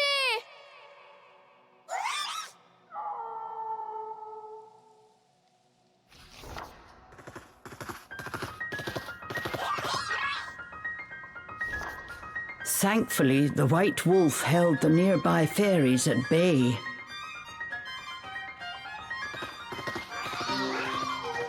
Thanks!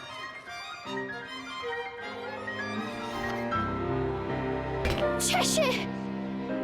The sudden appearance of two intruders had the fairy fortress in a frenzy.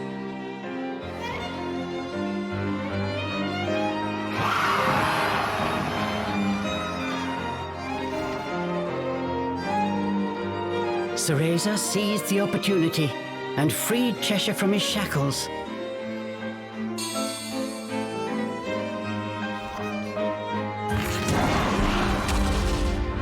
It was splendid teamwork.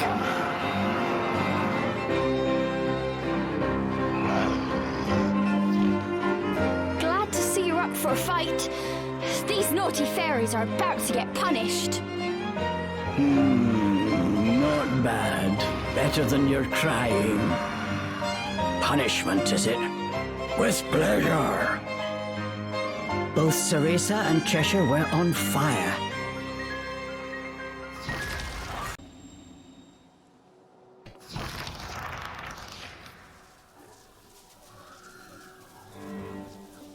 Cheshire?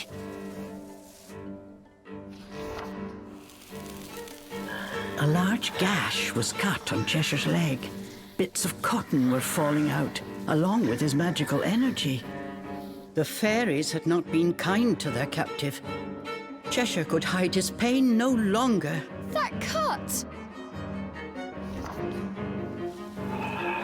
Unless the wound was mended, the magic-infused threads that bound Cheshire to this world would not last long. Hold still! If you move around like that, you'll just make things worse. Ceresa needed to suture the wound as soon as possible. There was only one way she could think to do it.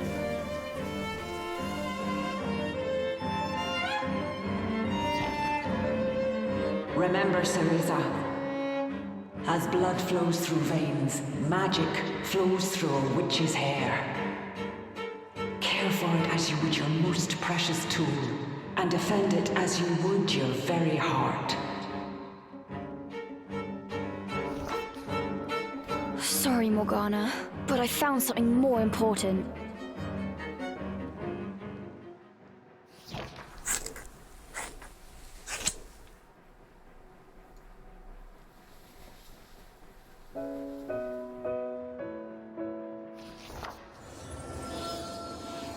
These were the precious locks Ceresa was growing out to resemble her mother. As expected, they worked their magic. Cheshire's wound closed in an instant. Don't blame me if that teacher of yours has a fit, Cheshire said quietly. Don't worry, it'll grow back. Besides, if it wasn't for me, you wouldn't be in this mess in the first place. I promised to send you back. Umbra Witch's honor.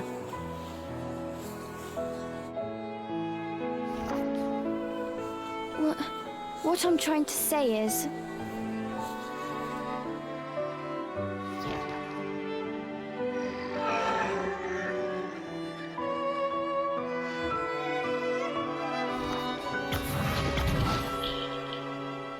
But before she could finish, Cheshire had already returned to his miniature form.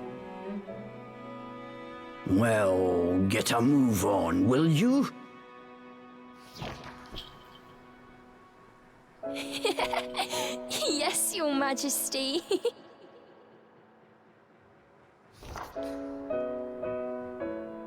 Ceresa gave Cheshire a tight embrace. Somehow she felt that Cheshire was doing the same.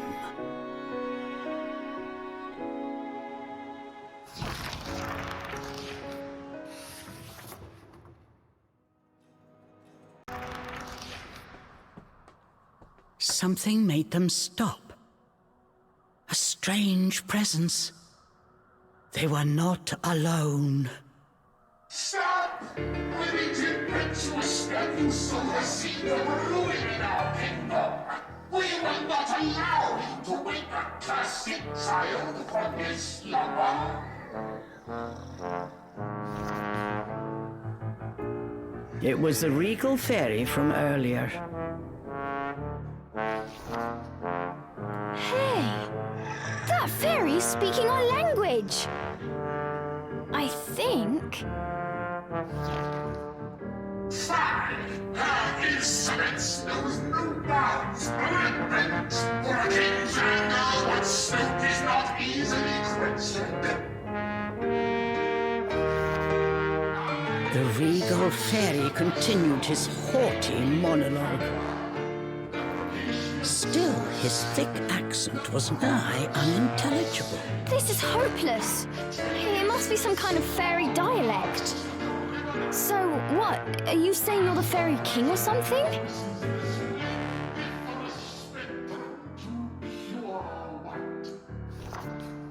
Insolence! Before us all, bend the knee. Those with 4 legs bend too.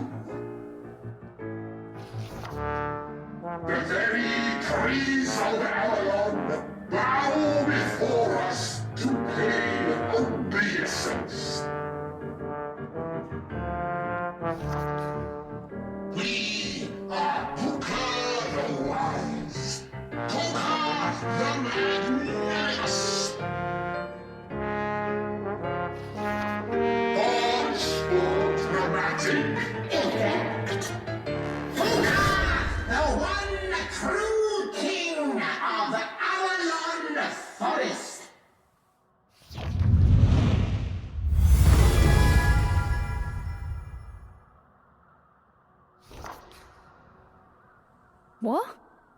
Okay. So it was you who did all that awful stuff to Cheshire. I see a royal behind in need of a good spanking. Cheshire looked happy to oblige.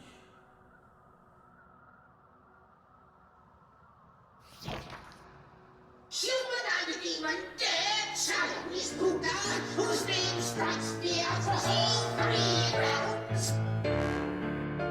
We shall call down a blast from heaven and make them rue their folly.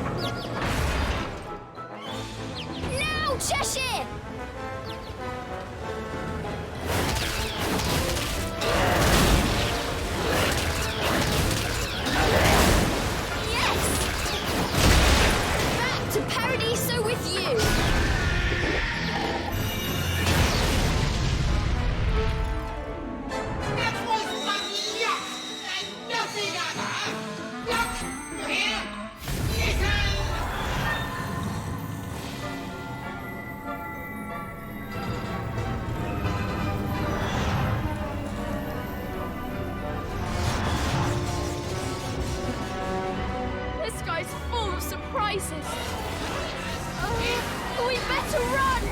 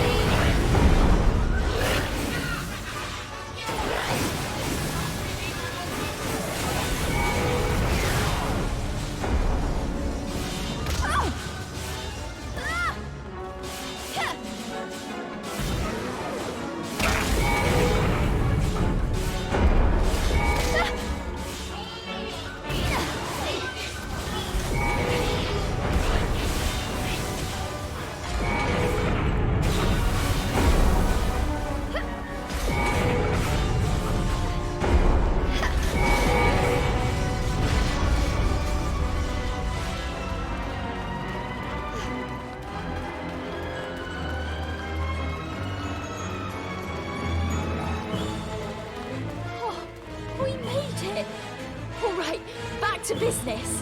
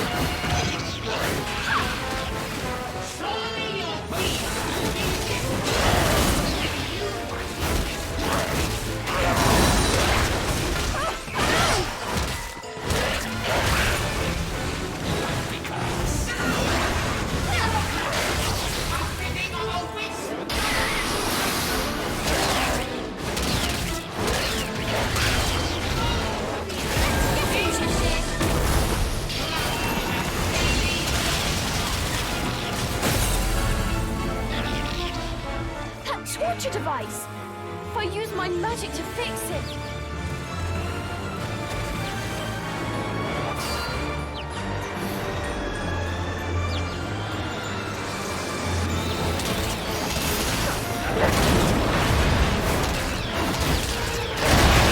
Back to Paradiso with you.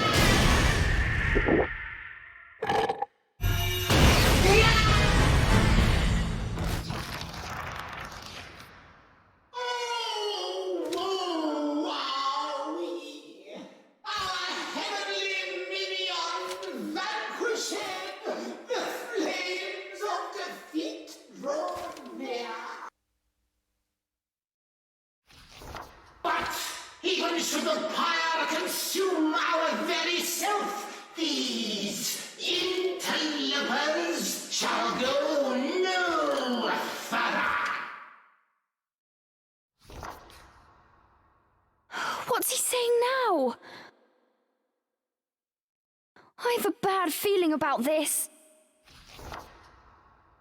The two sensed danger in the fairy named Puka's words and began to run.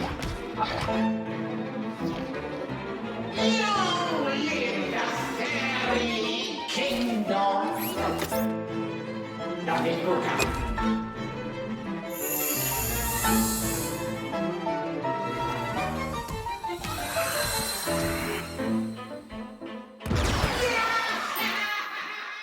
What?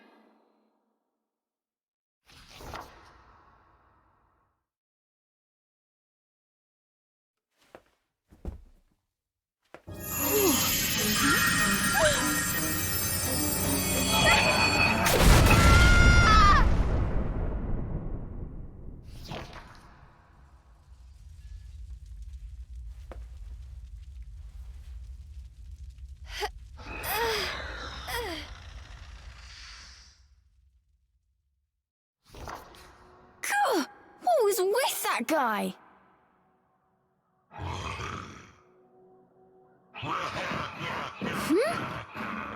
What are you on about?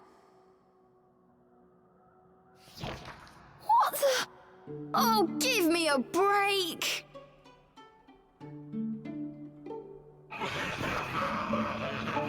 Realizing what had happened, Ceresa hurriedly began wiping her face clean. The spectacle was too much for Cheshire. He rolled with laughter. Oh, now it's personal. That creepy fairy best hope we never cross paths again. Okay, Chucklepuss, joke's over. All right, let's get a move on. Ceresa frowned and stormed off. Trying unsuccessfully to control his laughter, Cheshire followed after. But each glance at Ceresa sent him back into fits of seam-bursting chortles.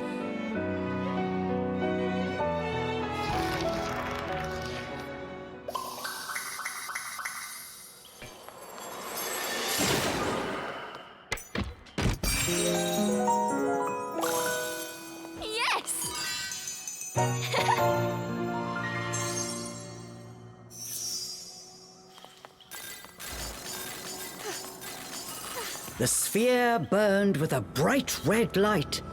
The two had arrived at the final elemental core.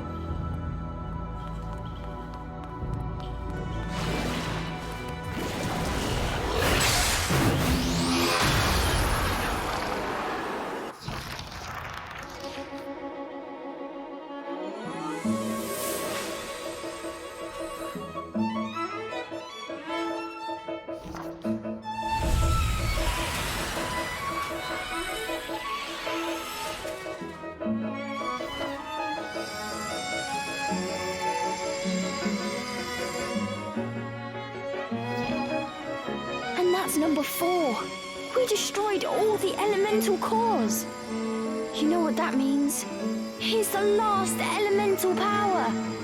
Let's give it a try.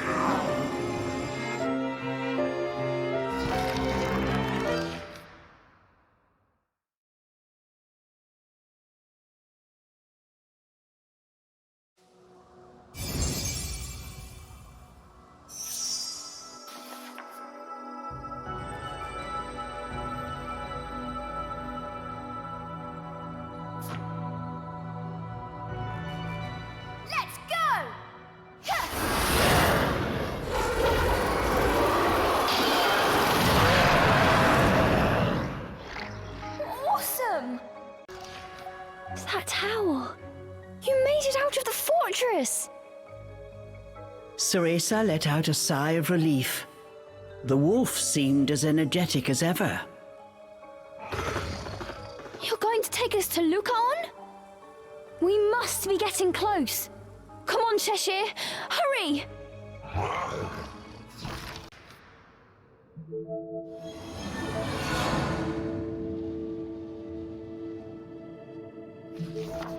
Morgana's ghostly form appeared. She took one look at Ceresa and furrowed her brow. Ceresa, what have you done with your hair? Sorry. I needed it for something. Ceresa explained how she had used her hair to save Cheshire. For the sake of the demon, Ceresa, never forget who is the master and who the subject. Under normal circumstances, now would come a stern lecture, but that will have to wait for your safe return.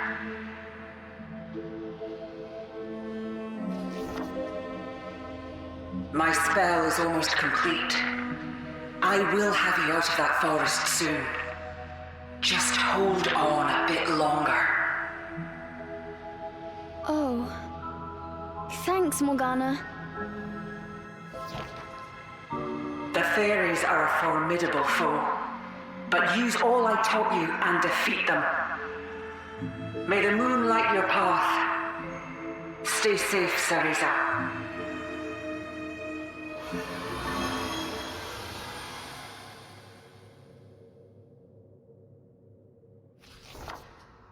Oh, I'll defeat them all right. And after that, I'll meet Lucan, get that power, and send you back. Ceresa and Cheshire exchanged a glance. Getting the power from Lucan would mean the end to their journey. It would mean saying farewell. Come on. We're almost there.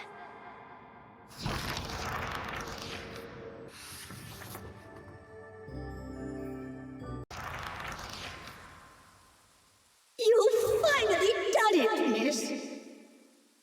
A voice echoed through the trees. It was one of the rare sounds in this forest that put Ceresa's heart at ease. Ignis! Congratulations on destroying all 4 cores. You've put those fairies in a right kerfuffle. We couldn't have done it without you, Ignis. Your advice really helped us out. Just doing my part. I told you, it's my job to know the goings-on in Avalon. I must say, though, I'm honestly quite impressed you made it this far. We've seen so much of this forest. I dare say we know more about it than you.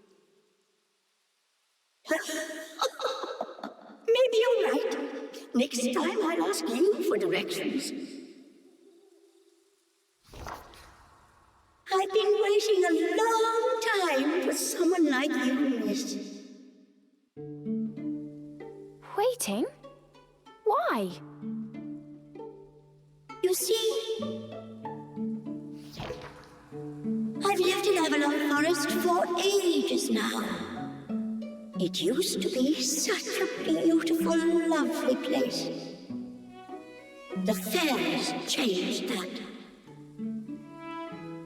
They corrupted this forest and terrorized its inhabitants. I've seen them do such horrible things, powerless to do anything but watch. That's why I've been waiting. Waiting for someone to wake us from this bad dream. I'd have done it myself if I still... Ignis, were you... Sorry, I got carried away for a second. Ahead lies that which the fairies have fought so hard to keep from you. I believe it is what you entered this forest to find.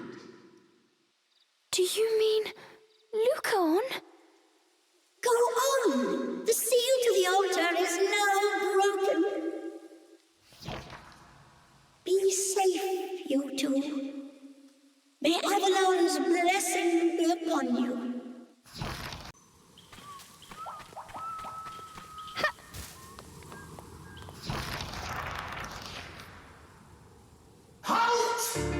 Before them stood Puka, the ostentatious fairy from earlier. He appeared slightly charred from the explosion. Well, if it isn't the self-proclaimed king, what is it this time? We have no words for you, girl. Your infernal compatriot, however, still owes us an answer to our proposition.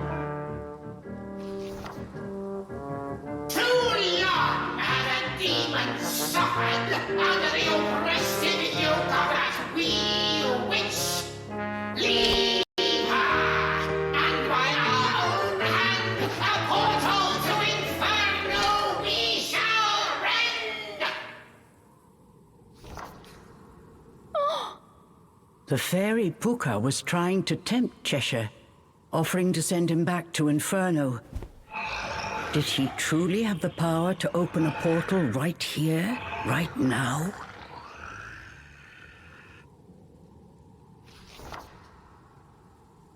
Well, demon, you scorned our generous offer once before. But how will your tune change when the fires of Inferno tickle your mane? Yeah! With a flamboyant flourish, the fairy opened a massive fiery gate. Ceresa could feel the heat from beyond. The familiar sounds of the forest were joined by the faint cries of the damned.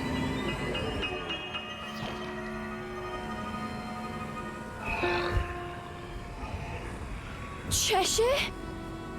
Cheshire slowly approached the gate.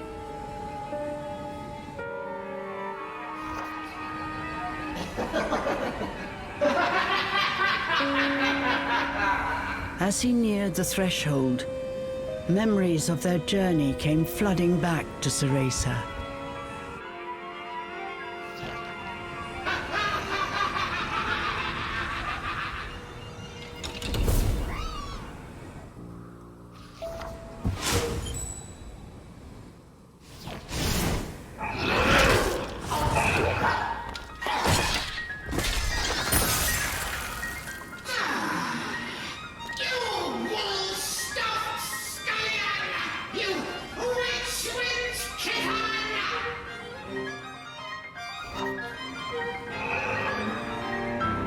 Once again, Cheshire had rejected Puka's offer.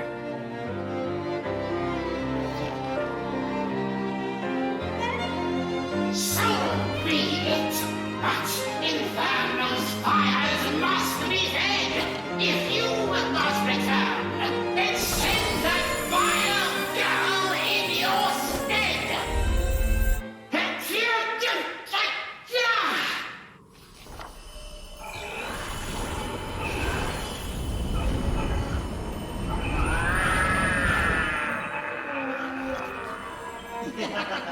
What have you done to him? Ceresa's question fell on deaf ears. Puka was busy cackling maniacally. Until...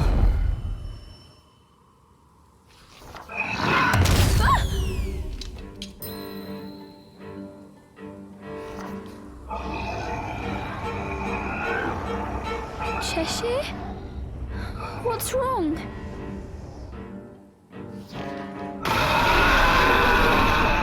Cheshire, blind with rage, turned his gaze on Ceresa.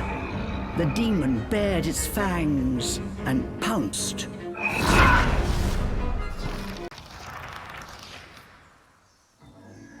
Cheshire had returned to his senses, but his violent tantrum had taken a heavy toll. Cheshire? Why didn't you go into the portal? Oh, that weirdo. Oh, couldn't trust him. Cheshire replied before turning away. So does that mean you trust me? Cheshire said nothing. He closed his tired eyes. Ceresa sung him a lullaby she remembered from long ago.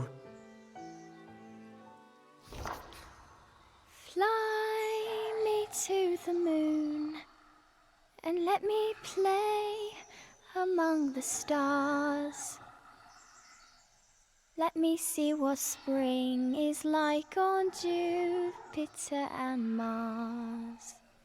In other words, hold my hand. They had returned to the forest. A new path appeared before their eyes.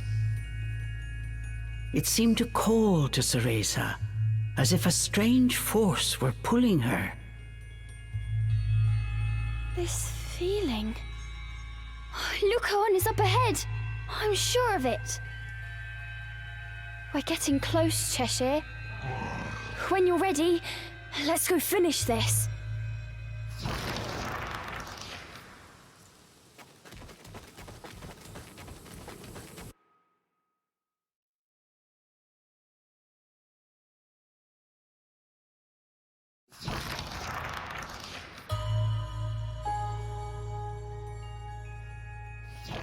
They had finally made it. As promised, Lucaon, the boy from Ceresa's dreams, was waiting, but unlike his radiant ethereal counterpart, this Lucaon looked pale and lifeless.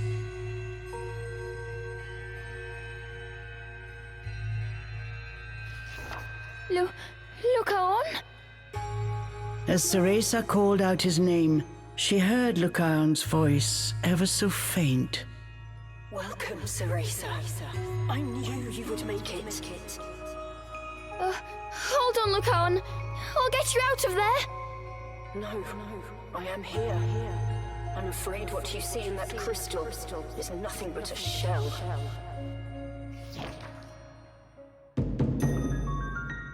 Both Cereza and Cheshire were startled.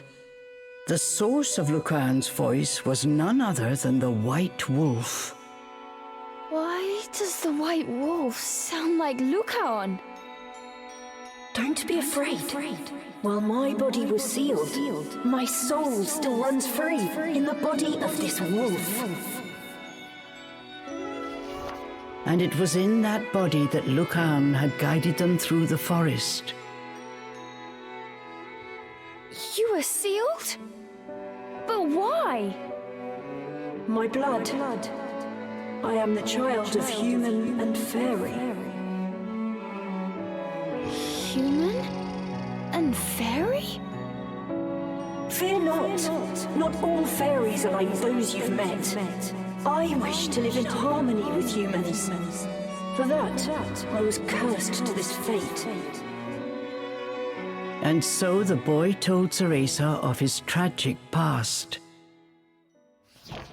Lucaon was the last fairy prince, the son of the former king and his human queen. The king was loved by his subjects and even sought a way to live in harmony with the human world. But a faction of evil fairies conspired against him. Killing the king in cold blood, they next came for his wife and young Lucaon. His mother managed to save Lucaon's spirit before she was driven out of the fairy kingdom, never to return again. Unable to kill Lucaon, but fearing the return of his royal bloodline, the rebellious fairies sealed his body using a powerful spell. Both your parents? Lucaon, you've been through so much. Lucaon's past reminded Cereza of her own. Her heart hurt for him. All I could do was wander the forest, trying desperately to hold on to the memory of my human self. But Cereza, there exists one way to break this curse. It requires a special power, something only a witch can possess. And so each time a witch entered the forest, my hope soared. I tried my best to guide them here. But oh, Cereza, I'm so happy you made it here safely. Now, I beg you, please help me wake from this nightmare. With the seal broken and my fairy power restored, we can leave this forest together. I will help you save your mother. So, please. Something only a witch can possess? Just say the word. How can I help? Why, Ceresa, you've already brought me exactly what I need. What? Yes! You brought the sacrifice! That demon is perfect! Just what we need to break the curse! What? Ceresa could not believe her ears.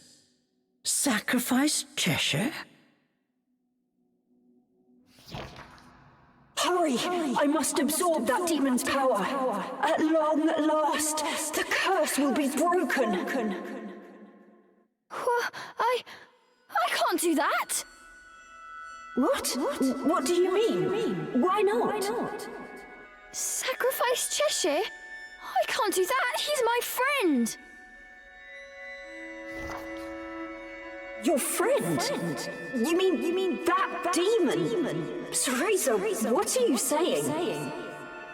Look at it. Demons are infernal creatures that feast on human souls. You witches harness their power as a tool, a weapon, nothing more. You're wrong. Cheshire is no tool. He's a living creature with his own thoughts and dreams. We made it this far by working together, so I'm not about to offer him up like some sacrificial goat. I want to help you, but I simply cannot do that. I don't believe this. I'm sorry, Ceresa, but you leave me no choice. Look on. Ceresa saw Lucan's face, only a moment ago so full of hope, now contorted by sorrow. She wanted desperately to help him. There must be something else. I'll help you find another way. You don't understand. This is my last chance.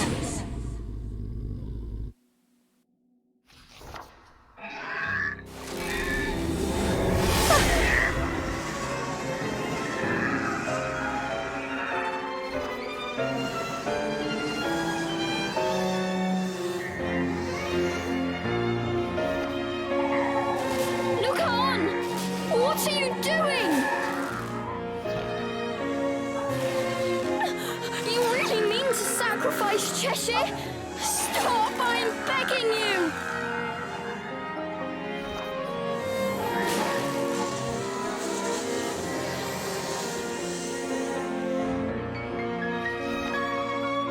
Hearing the desperation in Ceresa's voice, for an instant Lucan hesitated. But his mind was made up.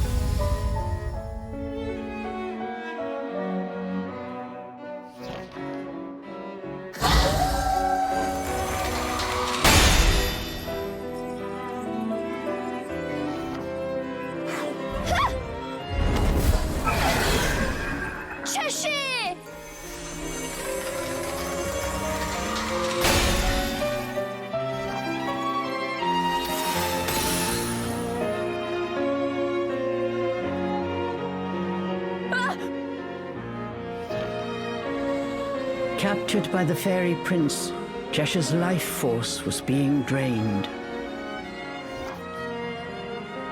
I can't believe I trusted you.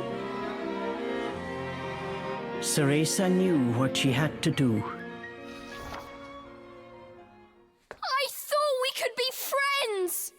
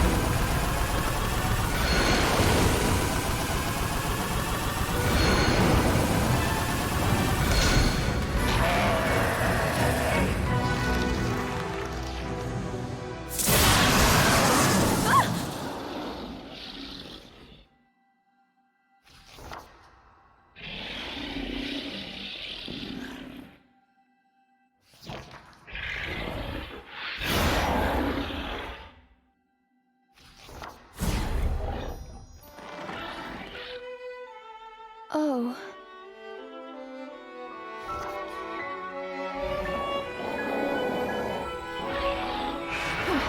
Cheshire.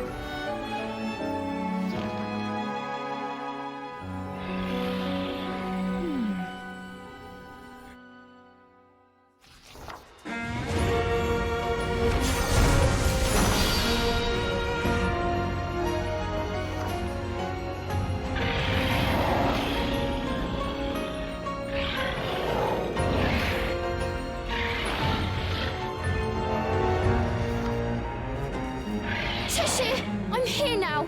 It's okay. Unleash your real power!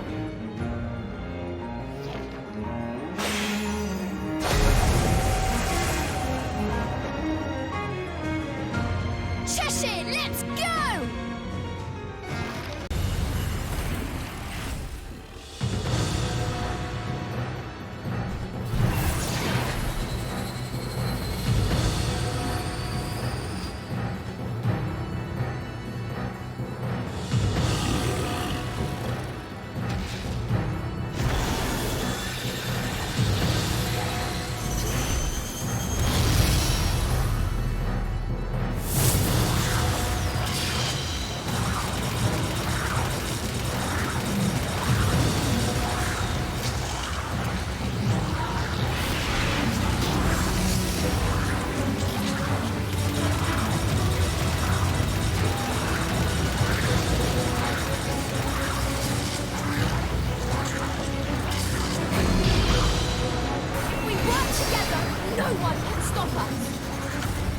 I'm not letting anyone have Cheshire! Don't even think about it!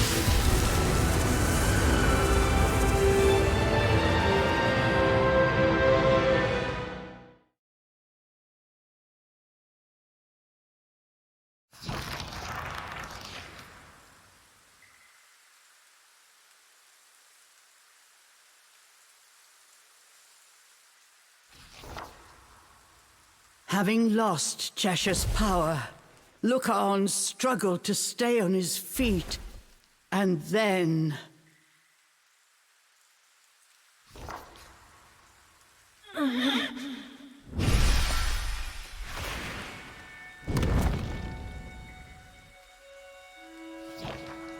Lucaon!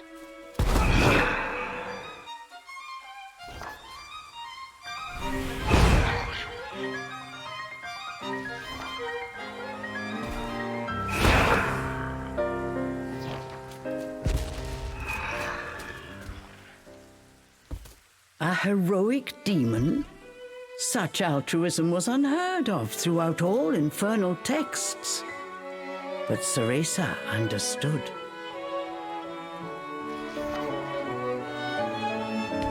You did?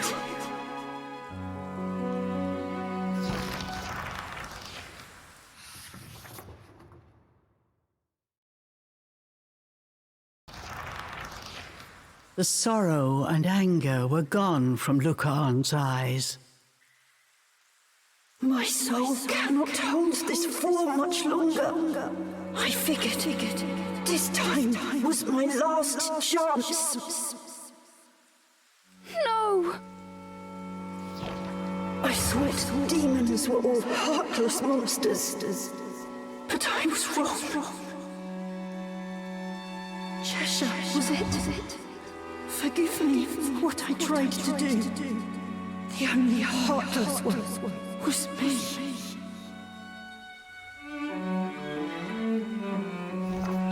Look on.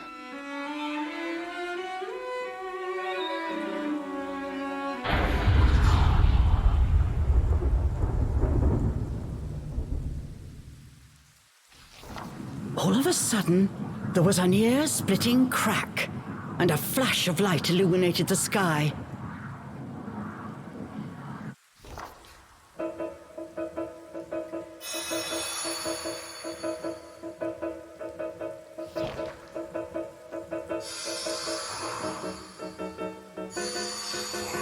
Morgana had succeeded in breaking the barrier trapping them in the forest. Of course! If we can get you to my master, she'll find a way to save you. What? There's still time. Come on, we have to get you to her. Lucan, I won't let you die here. Splendid! Oh, the pathos is palpable. You! On behalf of Avalon the Forest, you have our eternal gratitude. Why, the trees themselves shall sing a ballad. It was Puka, the self-proclaimed king. His usual retinue was nowhere to be seen. Though his outfit had seen better days, his elocution was still to be admired. We're in no mood for your riddles. Back off! Why, we have no need to quarrel. Our subjects will gladly escort you to the edge of the forest. And, led by our fairy light, one ill needs that lupine guide. Lead the filthy beast where he lies. Puka was after Lucaan's spirit and the royal power that it contained. Hearing his words, Ceresa knew it had been Puka who had betrayed the fairy king. Puka who had torn Lucaan's family apart before cursing him to wander the forest in solitude. You fiend! Enough! I will run no longer. But in exchange, let those two go. No!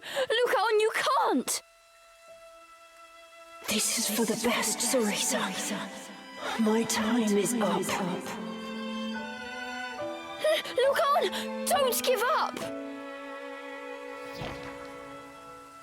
We're not going to let you take him, got it? And for the record, I knew you were lying about being a king. So be it. One way or another, he will die. And, fairy brethren, the cursed child is finally within our grasp. The false king's son reaches its nadir, and now Puka's star shines bright.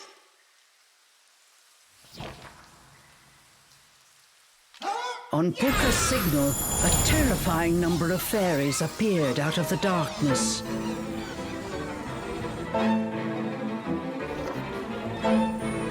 Staring down what must have been every last fairy in Avalon, Ceresa's legs began to tremble. But no matter the odds, she refused to give up. But then...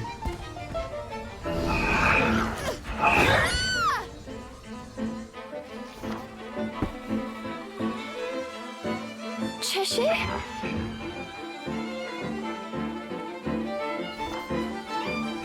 The writhing mass of fairies hot on his heels, Cheshire ran towards the pillar of light.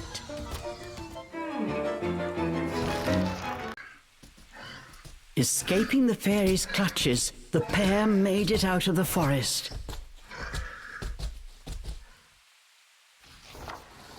Or so they thought.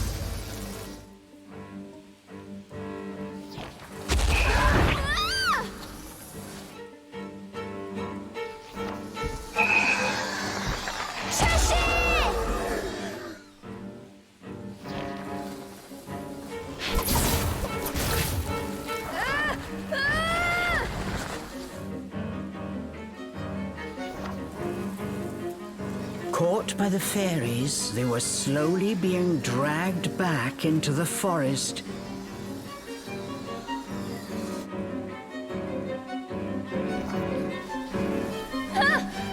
Refusing to give in, Ceresa held on with all her might.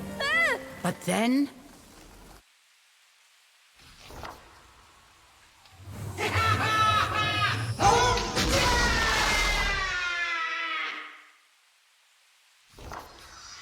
something sent the fairies flying like leaves scattered to the wind. This was a technique Ceresa had seen before. Morgana!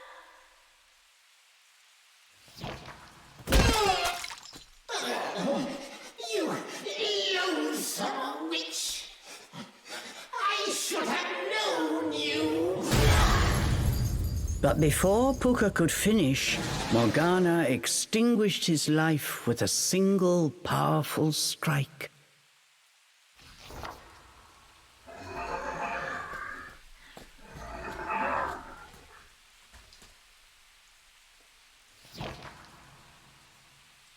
Morgana! I'm so sorry for disobeying you, but please, save the scolding for later.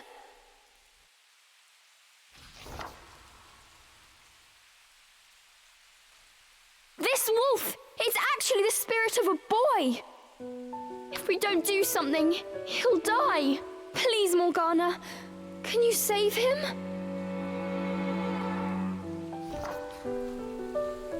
Morgana said nothing. She gently stroked the wolf's fur. Confused, Ceresa looked at her master. Huh?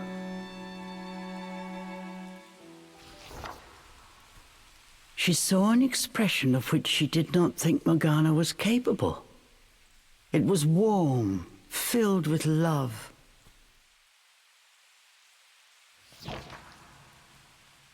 Morgana? You want to save him? How dare you? How dare you say those words after what you did to him, you foolish girl!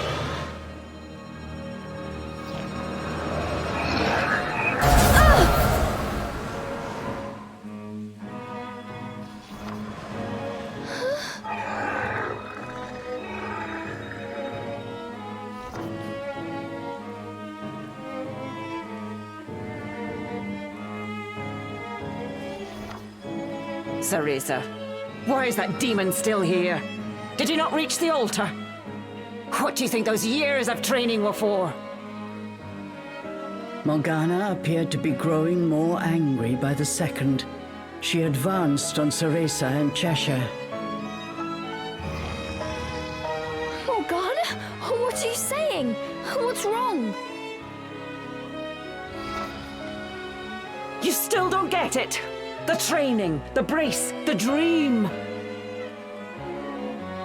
Do you have any idea how long I prepared for the day my precious Lucaon would return?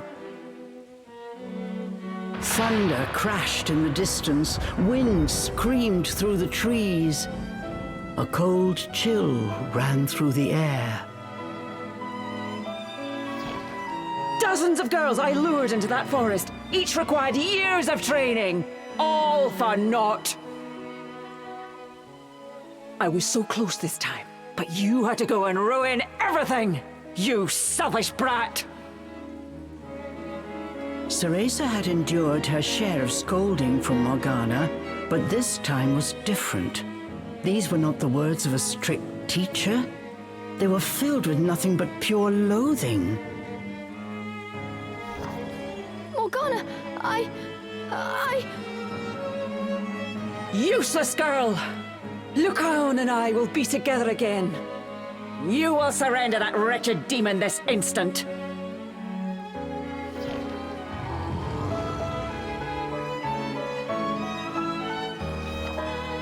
Oh, I see. Made a new friend, have you? A demon born under the full moon of the bisextile night. That creature is the key to breaking Lucaon's curse. Now, Cereza.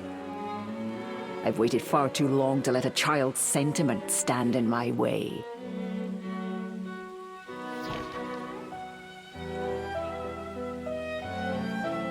Morgana, I know I wasn't a good pupil. I always messed up during training and broke your rules. I know I let you down. You might have been strict, but I always knew you cared about me.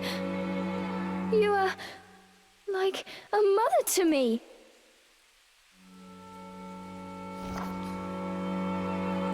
I just wanted to make you proud.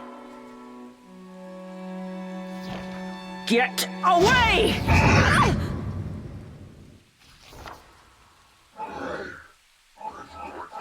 Pull yourself together, she is our enemy. Cheshire tried to get Cereza to her feet. Morgana's next attack would come at any moment. But Cereza could not move a muscle.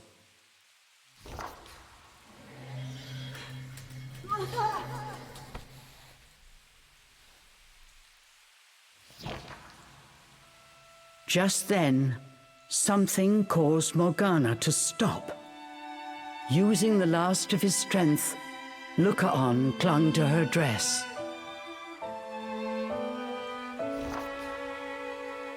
Please, Mother!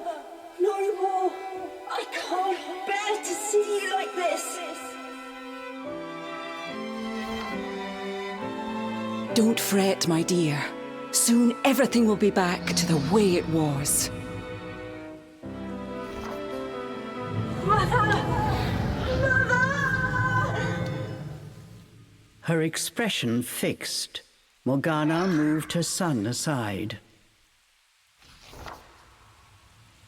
A pity.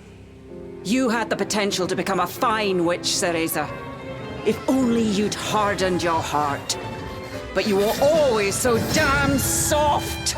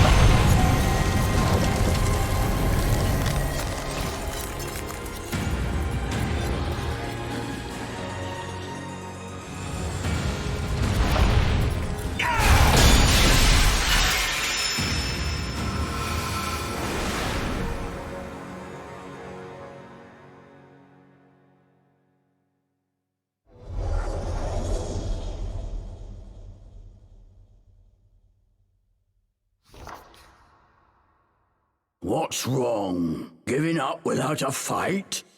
Ceresa heard Cheshire's voice ringing clearly in her mind. What am I supposed to do? There's no way I can fight Morgana.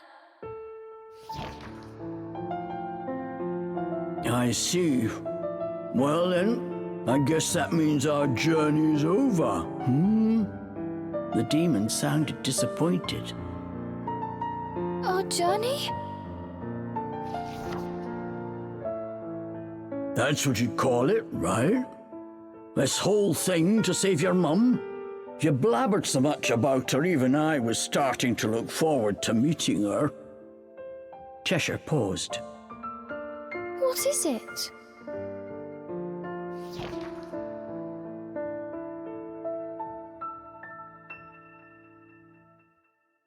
I'm sorry for what I did back there in the forest. Cheshire. And you were right. I never would have made it this far on my own. Thank you. Ceresa was moved by the demon's unexpected words. Cheshire, wait! I promised to send you home. I intend to keep that promise.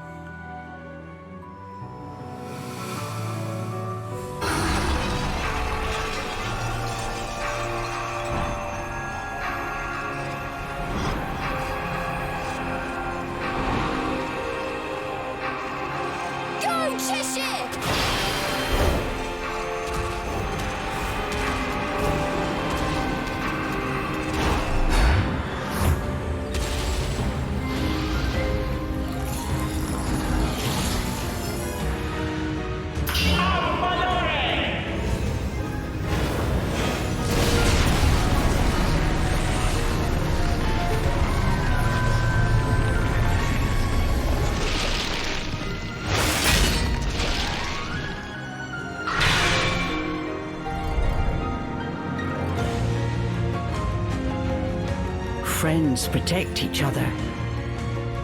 Friends keep their promises. Gone was the fear and hesitation from Ceresa's eyes. In its place was courage and steadfast resolve.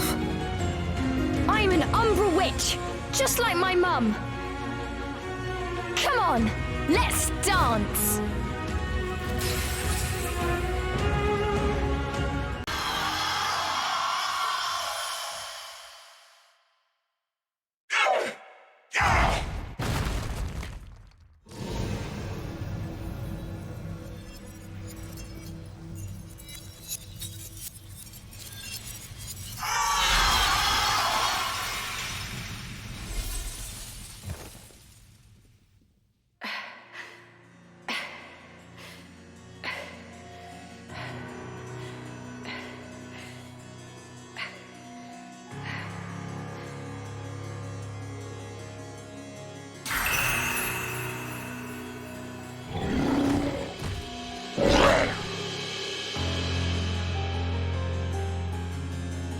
Goodbye, Morgana.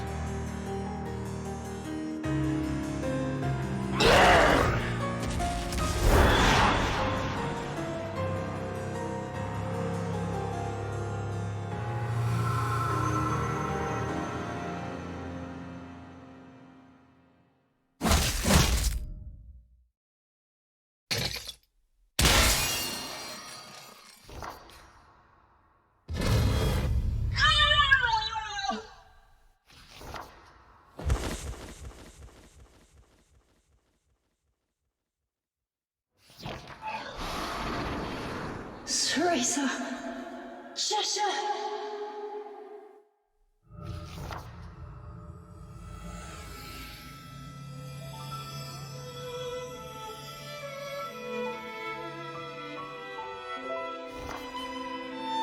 You did the right thing, stopping my mother.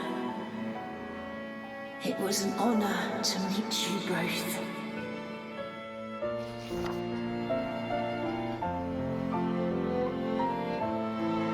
It was almost time to say goodbye to Lucan. I wish we could have become friends.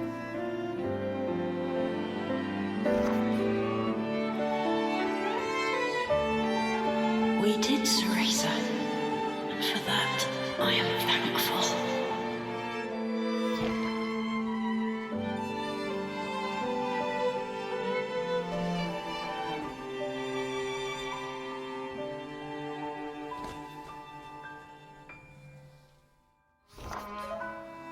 Mother and child shared a tender embrace.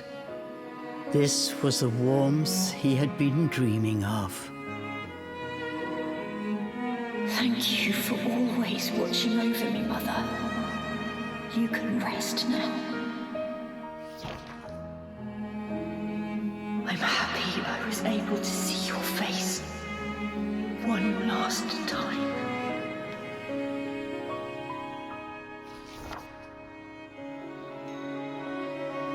Good night, my son. Sweet dreams.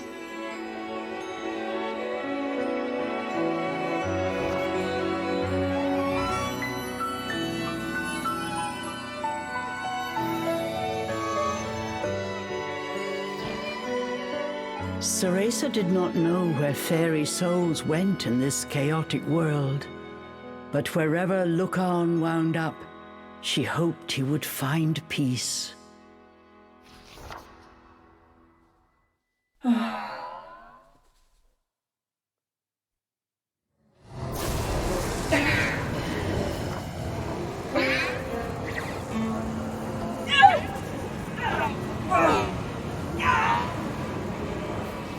The end had come for Morgana the Witch. Her peaceful expression was replaced by one of agony. It was almost too much to watch. This is the fate that awaits every Umbra Witch. An eternity, wandering the depths of Inferno. Cereza did not look away. She watched as Morgana's soul was dragged to the underworld.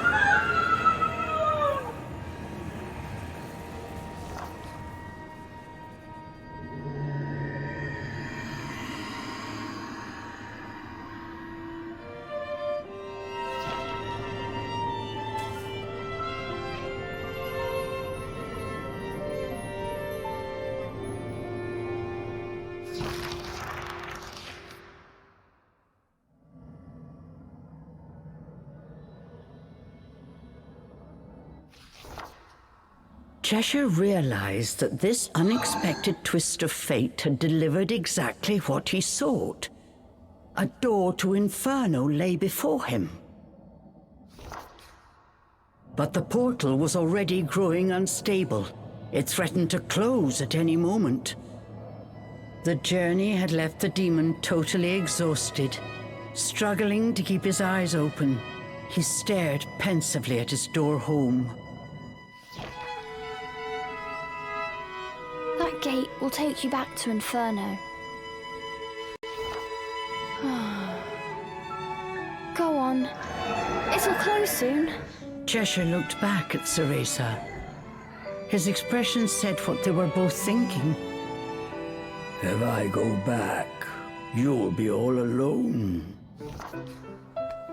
Even after all you've been through, you're still gonna treat me like a kid? Just wait, I'll be strong enough to summon you myself in no time. You just take it easy for a while, okay? Cheshire quietly turned back towards the portal.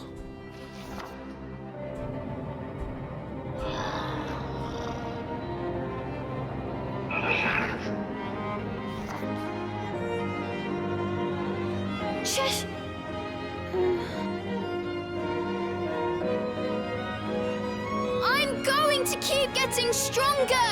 I promise! A tremendous sound erupted from the portal, but Cheshire's voice cut through the din. I'd expect nothing less.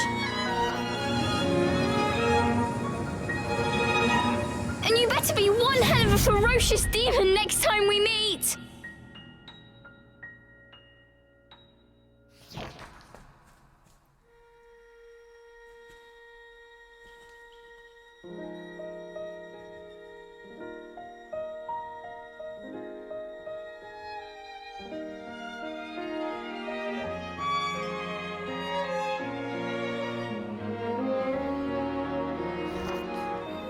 A calm returned to Avalon Forest.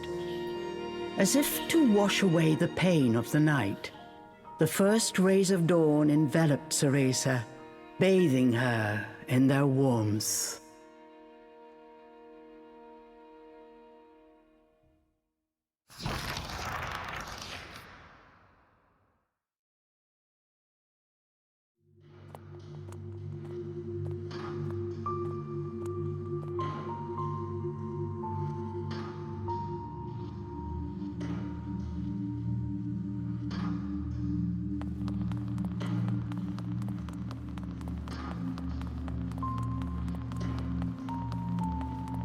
I knew you'd make it.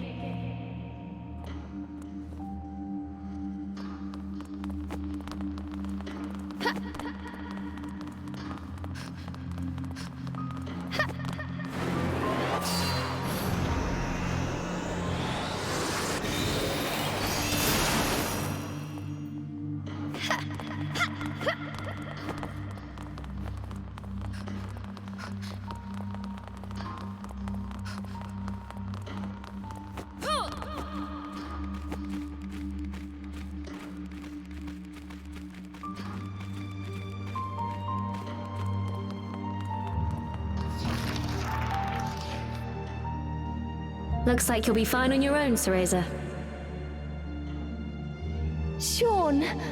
Oh, thank you. I'll see you again when this is over.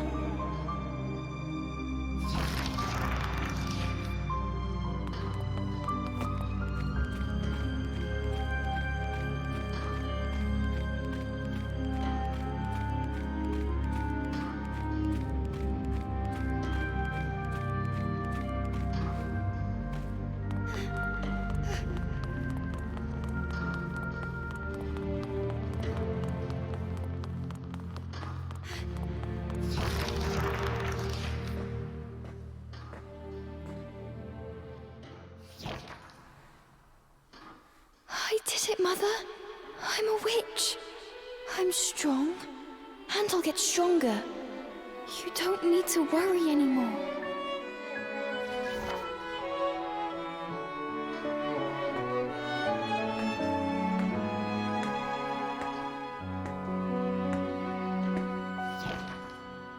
Cereza.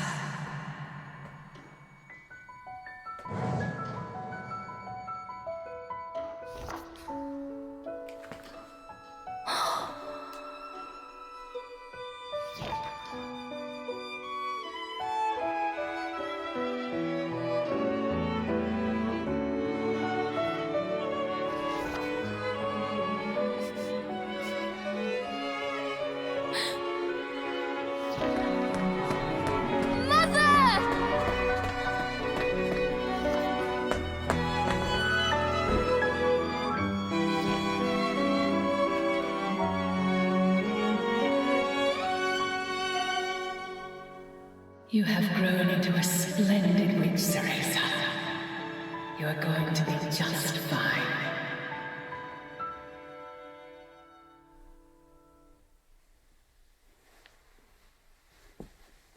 Once a regular nightmare, after that day, Cereza never saw that dream again.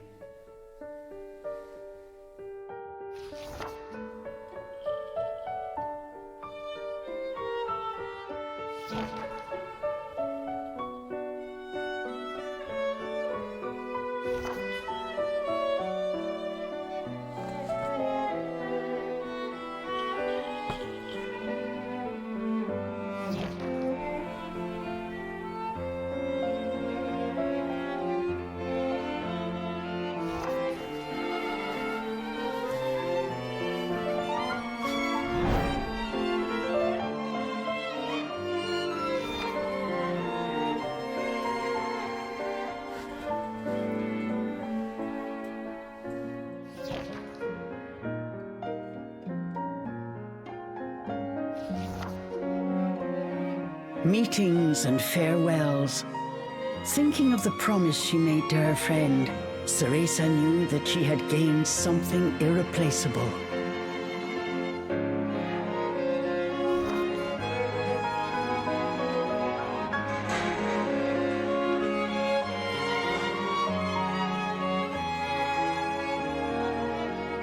The night was young. Ceresa set off on her next adventure, the pale moon lighting her way.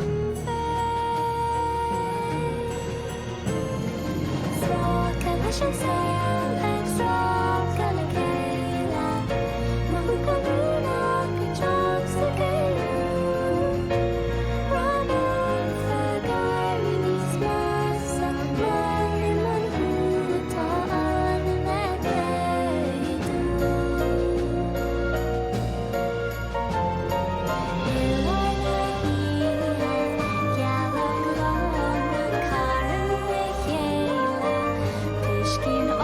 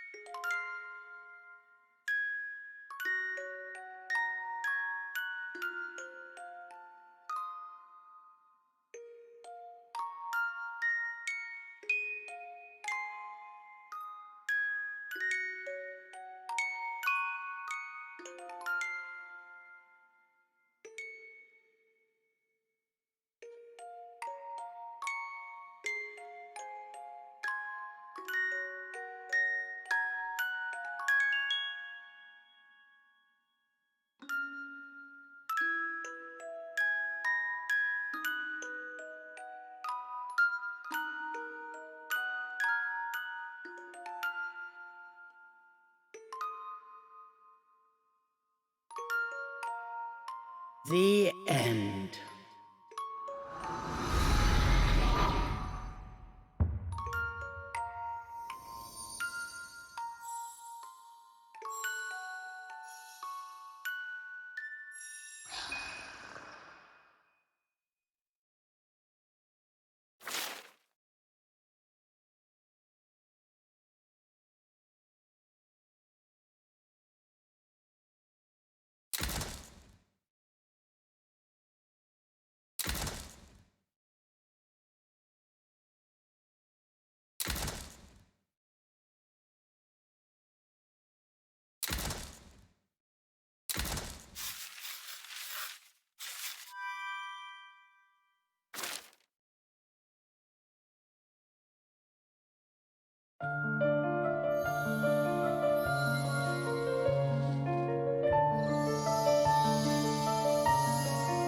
Cereza and the Lost Demon.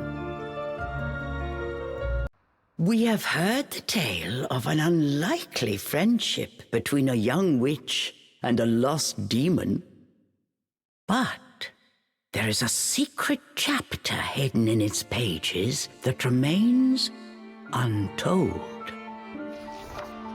This is a story of two young witches who are joined by a powerful bond. From this time forth, it must forever remain a secret, never to be repeated.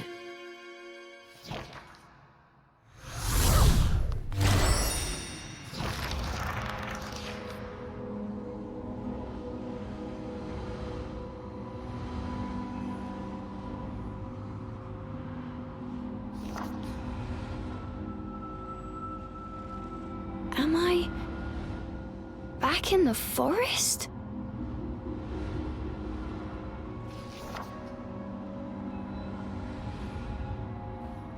Huh? Cheshire? Where are you, Cheshire?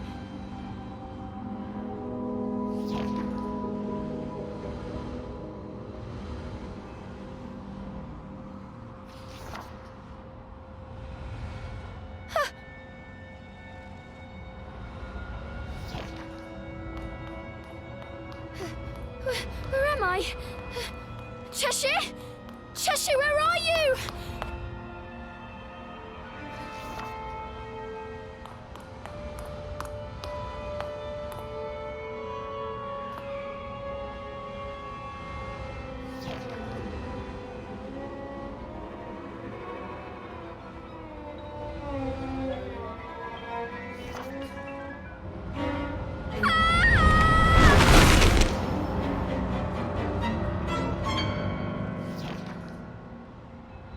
Trapped within a strange void, Cereza had been petrified by a mysterious force.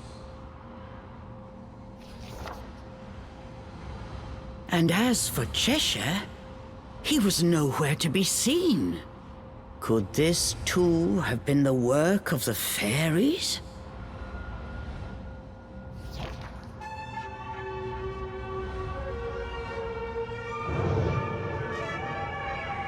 My thanks. The fairy's power resonated through your memories to guide me here. I'm surprised that one so young was able to resist my power, but I should have before long.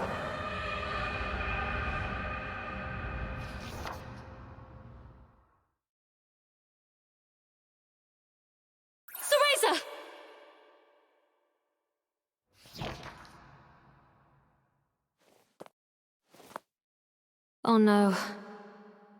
I figured she could handle that forest without my help. But this power is unlike anything I've ever felt before.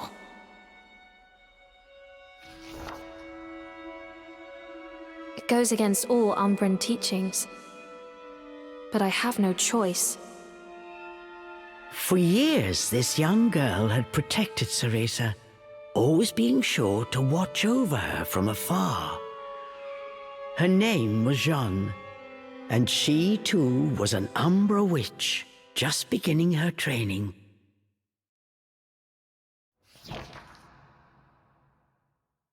Unlike Ceresa, Jeanne lived in the Umbra Witch village. Though forbidden, she often snuck out to meet her rival. The two never missed a chance to compare strength. Jeanne had been warned about the risks of soul projection, but that stayed her hand nary a moment. For she aspired to surpass Ceresa and become the strongest of all the Umbra Witches, a goal that allowed no room for cowardice.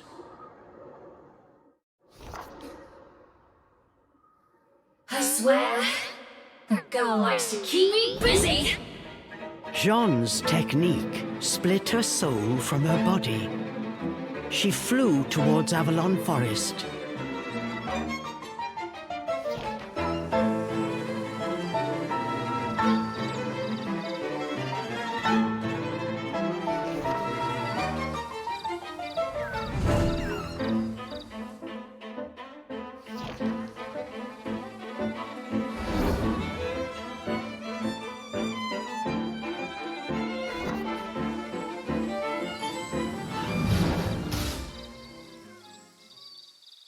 I'm sure of it now. Something is afoot in this forest. And it's not just the fairies.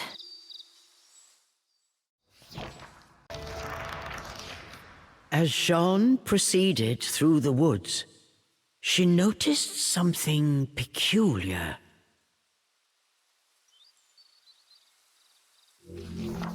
Is that Ceresa's stuffed cat? She must be in trouble. I knew it!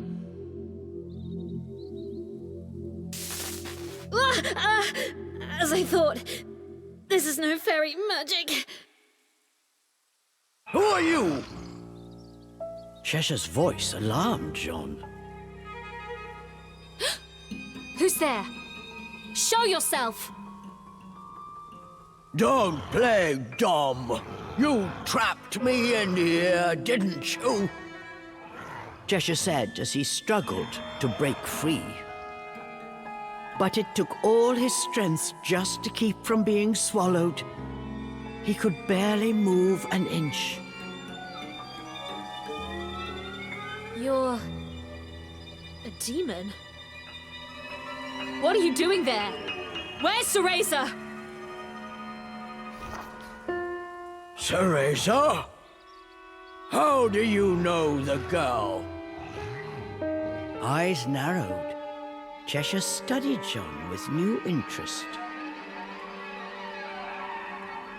I'm an Umbra Witch, apprentice. Jeanne, I've come to save Ceresa. What have you done with her? Get out here and explain yourself!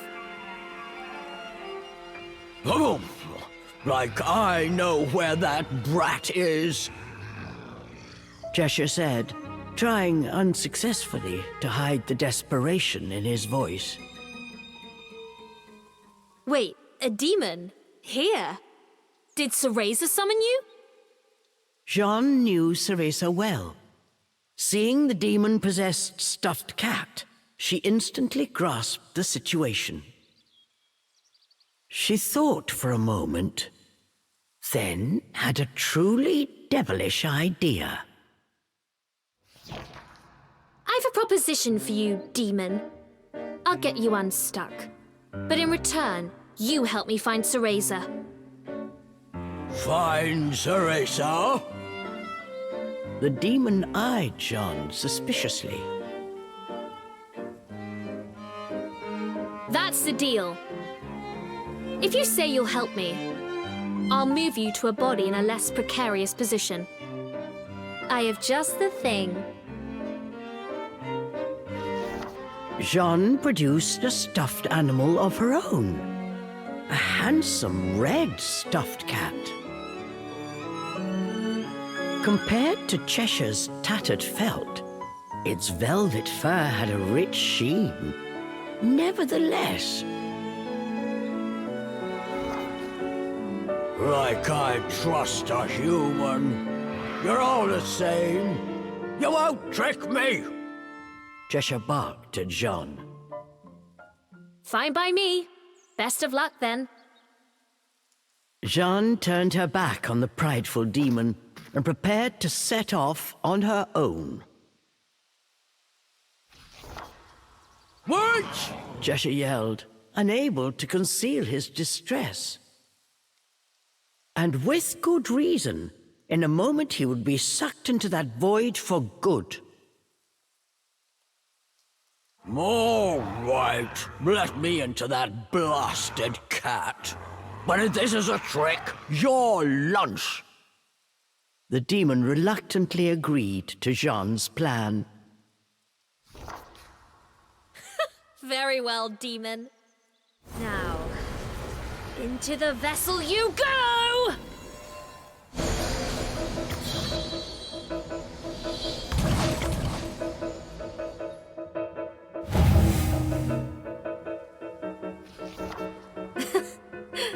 To think this would come in handy here.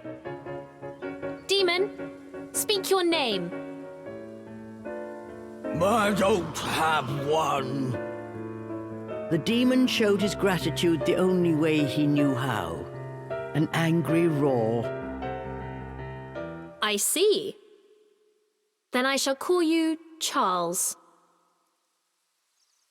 "Charles?" Perhaps the demon had grown more attached to the name Cheshire than he cared to admit. What's the fuss? Any name will do, right?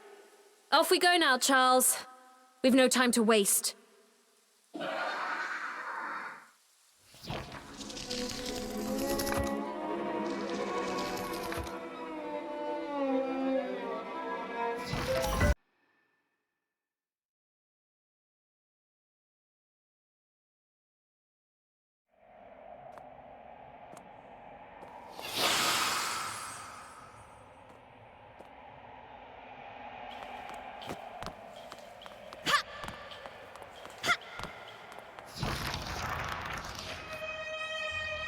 Razor? It's faint, but I can sense her magic. And she's not alone. Something put Jean's nerves on edge. This presence belonged to no fairy. "Look! Over there!" Charles had spotted something. Jean followed Charles' gaze. She could see a small figure floating in the distance.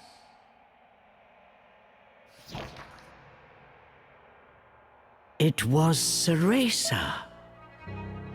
She was unnaturally still, frozen by some unknown power. Jean looked at Ceresa's face. It was as pale as ice.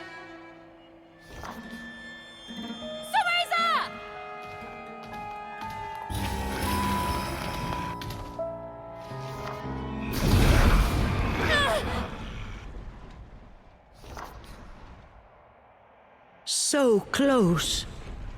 Whoever was behind this was determined to keep the girls apart.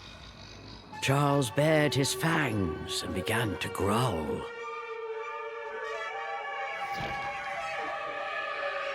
The source of Jean's unease appeared before them now. He was suspended in the air, like a fell spectre.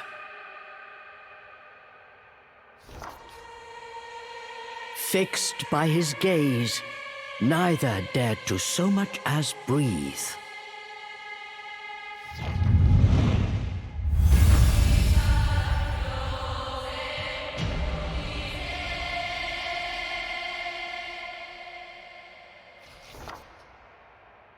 You're the one who was speaking to me before. Who are you? So we meet again, my brave friend. Or perhaps introductions are in order. Yes, you may call me he who affirms all phenomena. My, that's quite a mouthful. You're worse than No Name over there. No matter. Anyone crossing the Umbra will pay! Arch-Eve origin. To think that her continued defiance would bring me to this place.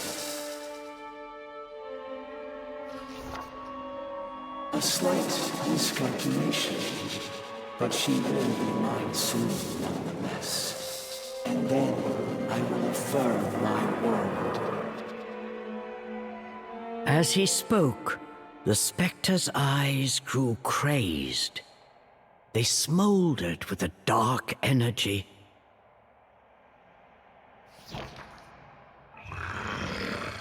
But Jean and Charles did not back down. What absolute poppycock! I won't let you lay a finger on my Umbran sister. Return, Cereza, or prepare to feel the wrath of the Umbra! Now.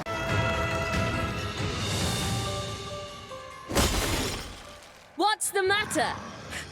Don't tell me you're giving up already. He probably tastes horrible. I better swallow him in one gulp. The demon was already licking his chops. But the spectre was unfazed. As he got to his feet, a faint smile crossed his lips. You still don't understand, do you, Jean? What will happen if you oppose me?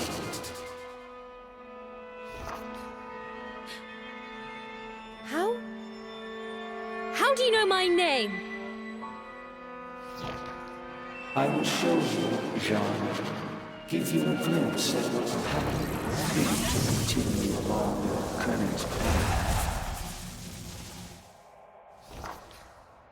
Jean and Charles found they were unable to move. The spectre had them in his spell. A moment later, a torrent of horrible visions began to flood into Jean's mind.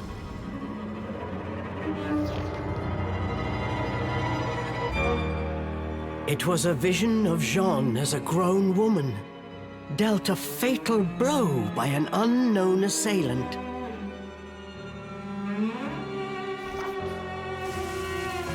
Stop these stupid tricks!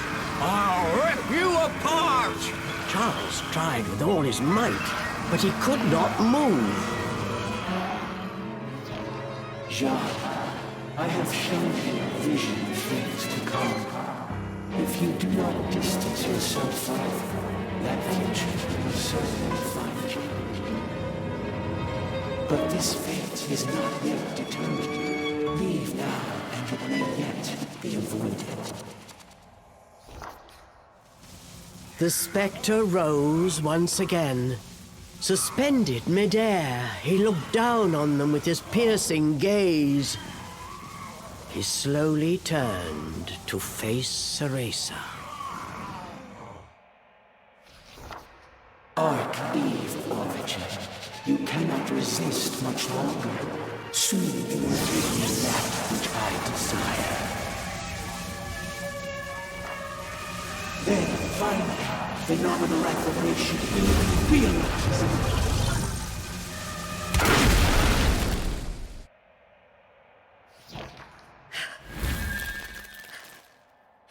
I told you, you won't lay a finger on my Umbran sister!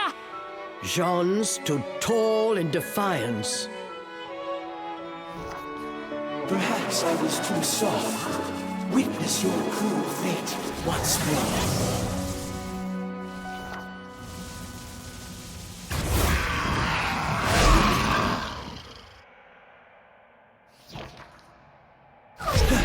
You too. That pipsqueak made a promise to me she has yet to fulfill. You can't have her! The beast gave a fierce roar. Jean, you have seen what awaits you. Yet still, you would face me. I won't run away. I am going to be the strongest witch of all! You know what awaits.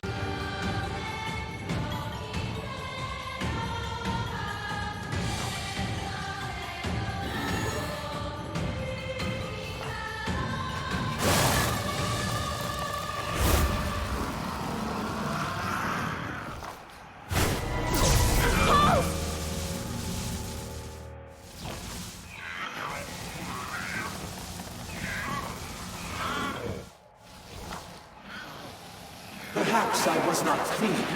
I will achieve phenomenal affirmation.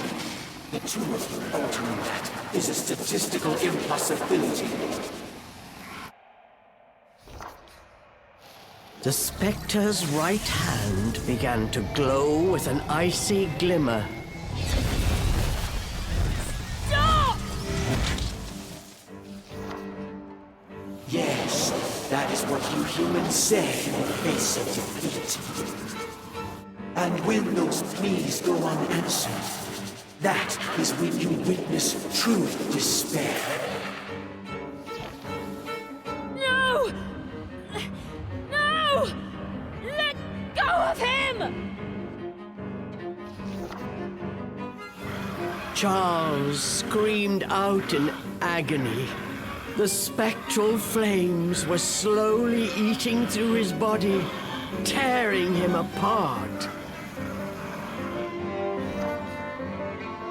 After I'm finished with him, you're next. I tried to warn you not to get involved. It's a pity you will not listen.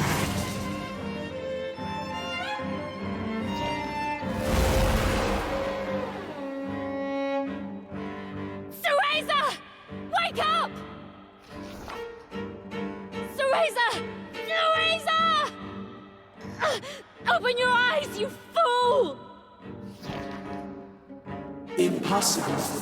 Arcade Origin is under my spell. She will not wake again. Ever. Cereza! Did you forget our promise? We swore to become stronger, together! Keep your promise, if you've any pride as an Umbra witch. Now's the time to prove it!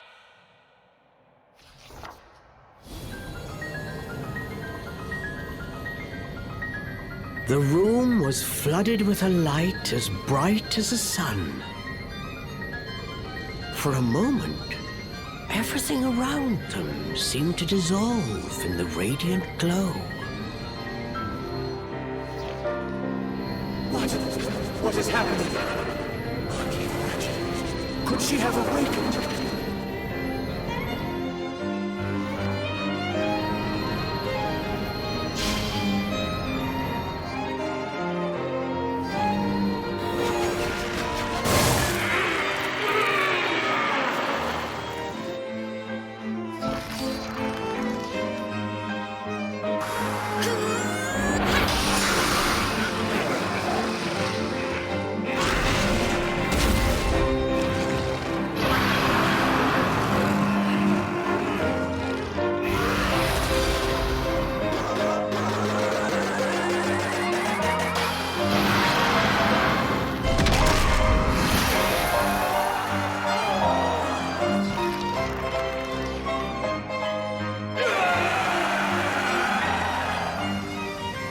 The spectre's blood-curdling scream seemed to shatter the air itself. This is unfathomable. John, you have made your choice. That fate is now immutable. I will not fear my fate. Whatever may come, I will stand and face it!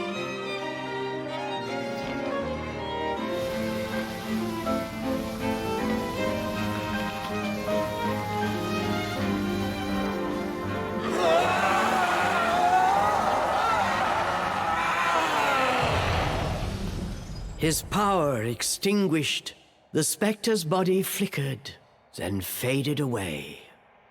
As if in response, cracks and fissures burst all around them, and the world began to crumble. It's all falling apart. Was this all just his illusion? Cereza!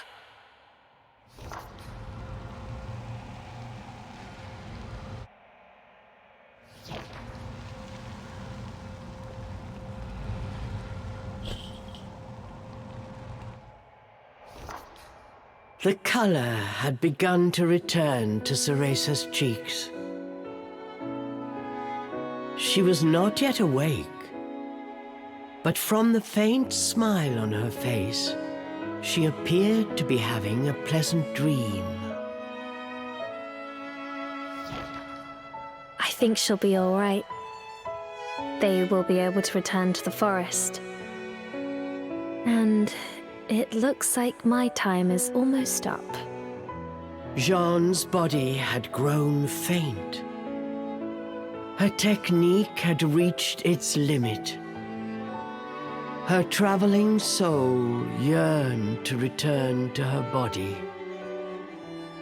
Well, Charles, which will it be? Which? What do you mean, which? Charles returned with a puzzled look. I'm asking, will you go back to that tattered doll, or shall I send you home to Inferno? Charles blinked incredulously. Home to Inferno? This was something unexpected. Did Jean have such a power? For a moment, Charles simply stared at Jean, saying nothing. Finally, he spoke.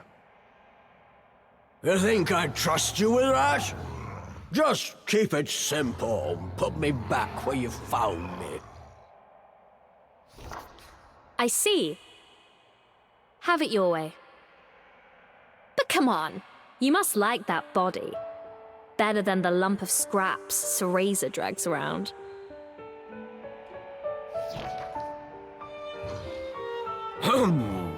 I hate them both the same. Charles grumbled in his usual irritated manner. Besides, you're too rough for my taste. At least the pipsqueak gives me a break once in a while. That's so.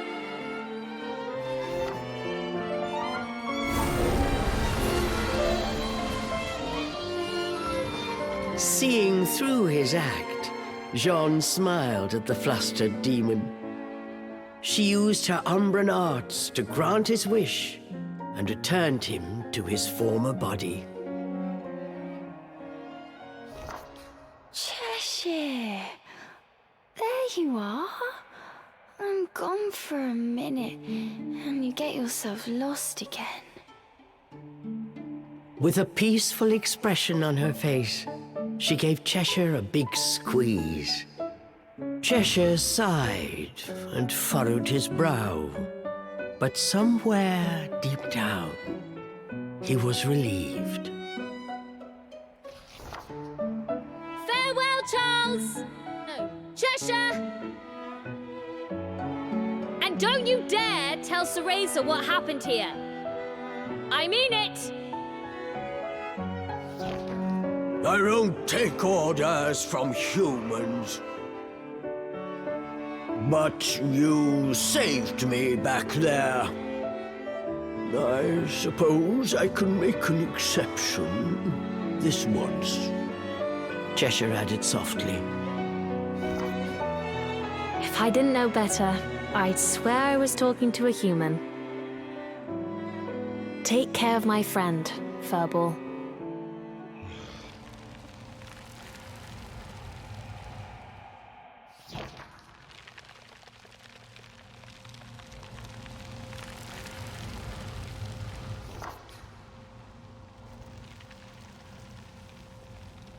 Whatever lies ahead, I'll be ready.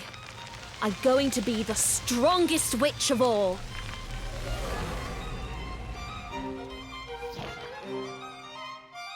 Thus concludes the adventure of Jean and Charles. We have seen how Ceresa and Cheshire's journey went from here. But what of Jean? What happened to her after learning of her fate? It may not be possible to change one's destiny. However, Jean's indomitable spirit and steadfast resolve will surely guide her down a true path. Let us wish her success in her journey and put this chapter away in a safe place. Forevermore, this story will remain our little secret.